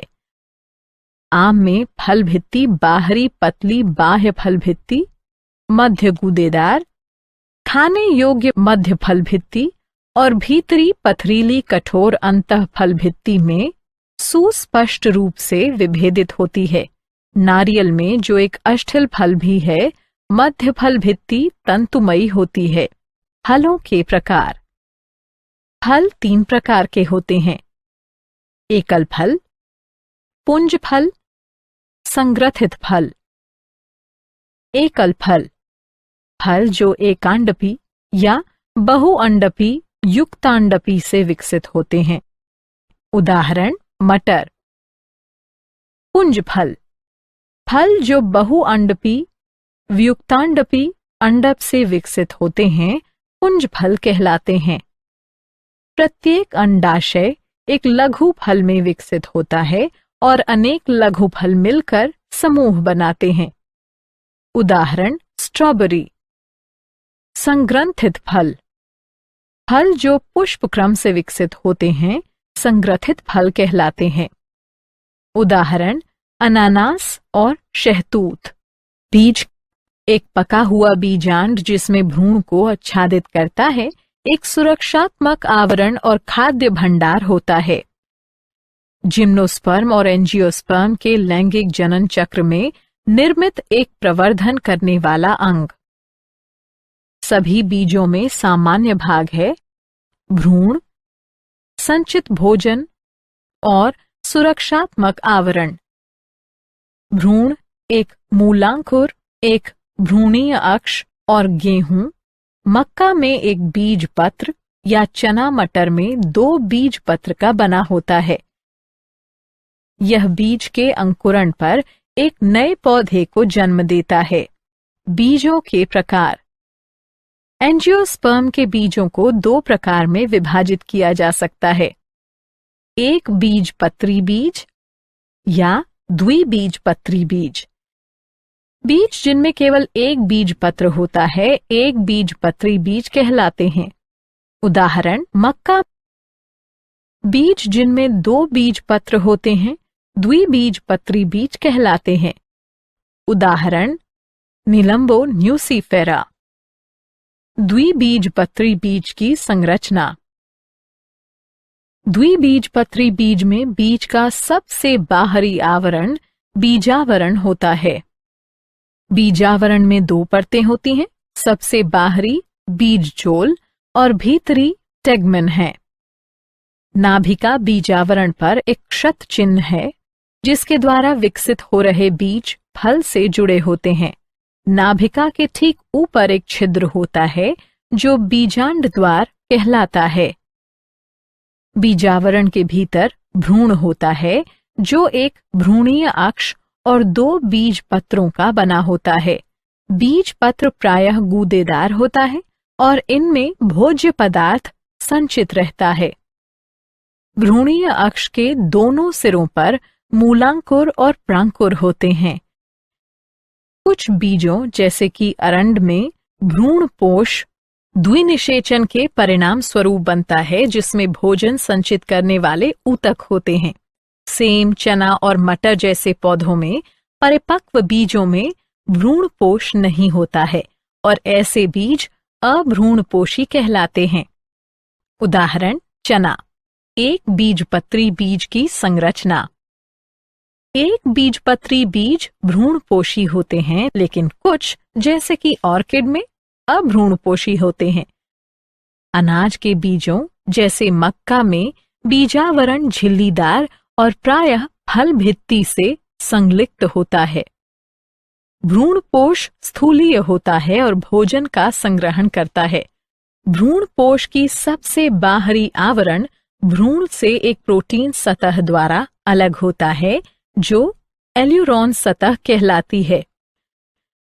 भ्रूण छोटा होता है और भ्रूणपोष के एक सिरे पर खांचे में स्थित होता है। यह एक बड़ा तथा ढालाकार बीजपत्र होता है जो स्कुटेलम कहलाता है और इसमें एक अक्ष भी होता है जिसमें प्रांकुर और मूलांकुर होते हैं। प्रांकुर और मूलांकुर एक चादर से ढके होते हैं जिसे क्रमशः प्रांकुर चोल तथा मूलांकुर चोल कहते हैं। बीजों का अंकुरण। अंकुरण एक बीज में निहित भ्रूणीय पौधे की वृद्धि है जिसके परिणाम स्वरूप नवोद्भिद पौधों का निर्माण होता है। पूरी तरह से विकसित बीजों में एक भ्रूण और अधिकतर पादप प्रजातियों में कुछ भोजन संचित होता है। भ्रूण एक बीजावरण से आच्छादित होता है। बीजाणु से निवोद्भिद पौधे की वृद्धि, जैसे कि कवक बीजाणुओं से हाइफी कवक सूत्र की वृद्धि भी अंकुरण है। कुछ महत्वपूर्ण कुलों का विवरण। फाबेसी। यह कुल पहले पेपिलियोनोइडी कहलाता था। यह लेग्यूमिनोसी कुल का उपकुल है। यह सारे विश्व में पाई जाती है। वर्गीकृत स्थान। जगत वनस्पति जगत। उपजगत फनेरोगेम्स। प्रभाग द्विबीजपत्री। वर्ग पॉलीपेटली। श्रेणी कैलिसिफ्लोरी। गण रोजेल्स। कुल लेग्यूमिनोसी। उपकुल पेपिलियोनेसी। कुल फबेसी। कायिक अभिलक्षण। वृक्ष, झाड़ी, शाख, मूल ग्रंथियों सहित मूल। तना सीधा या आरोही। पत्तियां एकांतर, पिच्छाकार संयुक्त या सरल, पर्ण आधार, तल्पयुक्त, अनुपर्णी, जालिका, शिराविन्यास। पुष्पी अभिलक्षण। पुष्पक्रम असीमाक्षी। पुष्प उभयलिंगी, एक व्यास सममित। कैलिक्स बाह्य दल 5, संयुक्त बाह्यदली, कोरछादी, पुष्पदल विन्यास। कोरोला दल 5, पृथक दली, पेपिलियोनेसियस। एक पश्चमानक, 2 पार्श्वीय पंख, 2 अग्र होते हैं जो एक नोतल बनाते हैं, संलग्न पुंकेसर और स्त्री केसर। वैक्सिलरी पुष्पदल विन्यास। उमंग 10 द्विसंघी परागकोश द्विकोष्ठी। जायांग अंडाशय ऊर्ध्ववर्ती, एक अंडपी, अनेक बीजांडों सहित एक कोष्ठीय वर्तिका एकल। फल लेग्यूम। बीज एक से अधिक, अभ्रूणपोषी। पुष्पसूत्र, पुष्पी चित्र, आर्थिक महत्व। दालें। इस कुल से संबंधित अनेक पौधे दालों का स्रोत हैं। उदाहरण पायसम सिटाइवम मटर, सीसर एरिएंटम चना, कैजनस कैजन अरहर दाल या तुअर दाल, फैसियोलस मंगो या विग्ना मंगो उड़द दाल, फैसियोलस रेडिएटस मूंग दाल, विग्ना सीनेंसिस लोबिया, फैसियोलस वुल्गेरिस फ्रेंच या सेम या राजमा, लेंस स्कुलेंटम मसूर दाल, लेथाइरस सेटाइवस खेसरी दाल। रेशे क्रोटोलारिया जंसिया सन के फ्लोएम से रेशे प्राप्त किए जाते हैं, जिनका उपयोग रस्सी, कैनवस, जाल, बैग बनाने में किया जाता है। खाद्य तेल सोयाबीन यानी ग्लाइसिन मैक्स मूंगफली से खाद्य तेल निकाले जाते हैं। डाई रंग इंडिगोफेरा टिंक्टोरिया से नील और ब्यूटिया मोनोस्पर्मा से टेसू या ढाक प्राप्त होता है। सजावटी फूल लेथाइरस ओडोरेट्स, मीठी मटर, क्लिटोरिया टर्नेसिया, बटरफ्लाई मटर और इरिथ्रीना कोरल वृक्ष सजावटी पौधे हैं। चारा सेस्बेनिया और ट्राइफोलियम से प्राप्त होता है। सेलेनेसी यह एक बड़ा कुल है, प्रायः इसे आलू कुल भी कहते हैं। यह उष्ण कटिबंधीय, उपोष्ण और शीतोष्ण क्षेत्र में भी फैले रहते हैं। वर्गीकृत स्थान जगत वनस्पति जगत, उपजगत पनेरोगेम्स, प्रभाव द्विबीजपत्री, वर्ग पॉलीपेटली, श्रेणी बाइकार्पलेटी, गण पॉलीमेनियल्स, कुल सोलेनेसी। कायिक अभिलक्षण पौधे प्रायः शाख, झाड़ी और छोटे वृक्ष वाले होते हैं। तना शाकीय, कभी कभी काष्ठीय, वायवीय, सीधा, बेलनाकार, शाखित, ठोस या खोखला, रोमयुक्त अथवा अरोमिल, आलू में भूमिगत तना, सोलनम ट्यूबिरोसम। पत्तियां एकांतर, सरल, कभी कभी संयुक्त, पिच्छाकार, अनुपर्णी, जालिका विन्यास। पुष्पी अभिलक्षण पुष्पक्रम एकल, कक्षीय या ससीमाक्षी जैसे सोलेनम में। पुष्प द्विलिंगी, त्रिज्या सममित। कैलिक्स बाह्य दल 5, संयुक्त दीर्घस्थायी, कोरस्पर्शी पुष्पदल विन्यास। कोरोला दल 5, संयुक्त, कोरस्पर्शी पुष्पदल विन्यास। पुमंग 5 पुंकेसर, दल्लग्न। जायांग द्विअंडपी, युक्तांडपी, अंडाशय ऊर्ध्ववर्ती, द्विकोष्ठी, बीजांडासन, फूला हुआ जिसमें बहुत से बीजांड। फल बेरी या संपुट, बीज अनेक भ्रूणपोषी। पुष्प सूत्र, पुष्पी चित्र। आर्थिक महत्व सोलेनम ट्यूबिरोसम आलू के कंद में प्रचुर स्टार्च होता है। सोलेनम मेलंजीना बैंगन के फलों में आयोडीन होता है।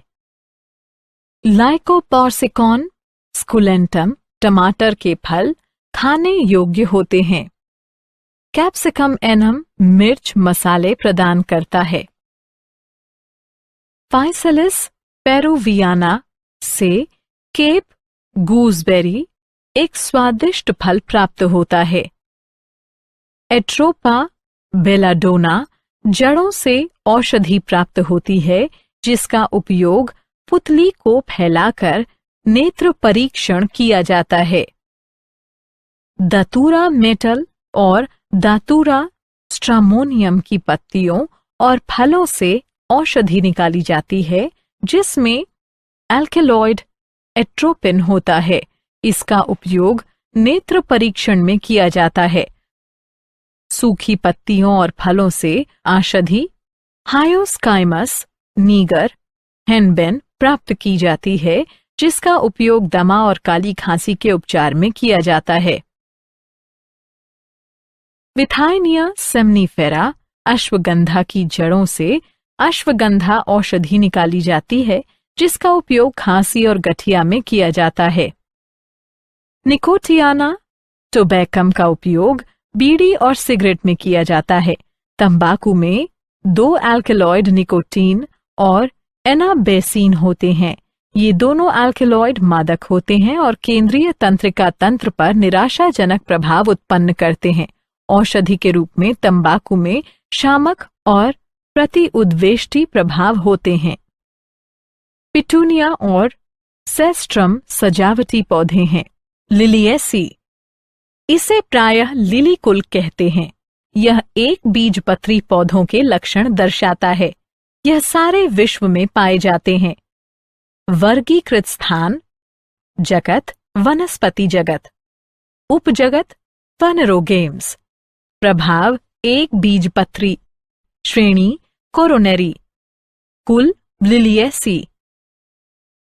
कायिक अभिलक्षण: भूमिगत शल्ककंद, कॉर्म या प्रकंद सहित दीर्घकालिक शाक। पत्तियां प्रायः आधारीय, एकांतर, रैखिक, समांतर शिराविन्यास के साथ अननुपर्णी। पुष्पी अभिलक्षण: पुष्पक्रम एकल या ससीमाक्ष, प्रायः पुष्पक्षत्र। द्विलिंगी, त्रिज्या सममित।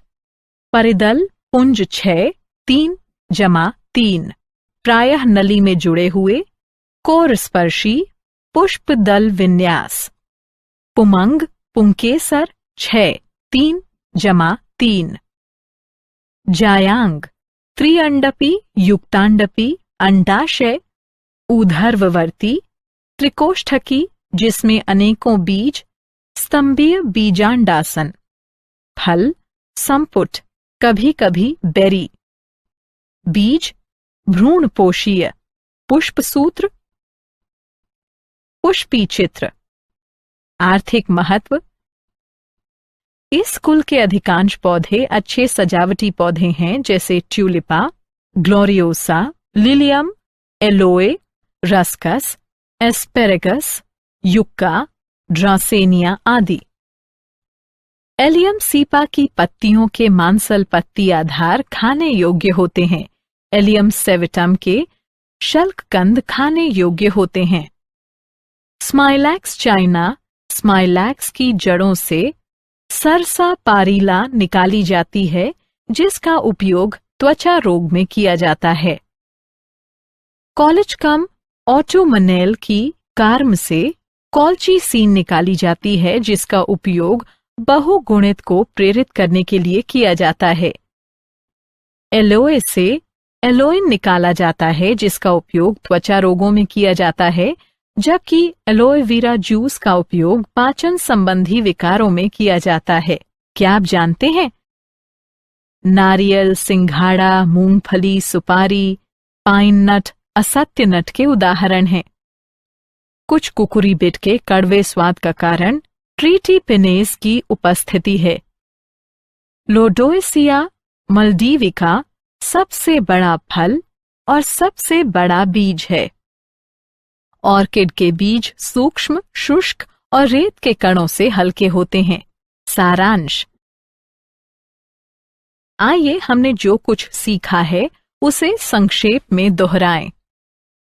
निषेचन के पश्चात अंडाशय फल में और बीजांड बीज में बदल जाते हैं। बीज या तो एक बीजपत्री या द्विबीजपत्री हो सकते हैं।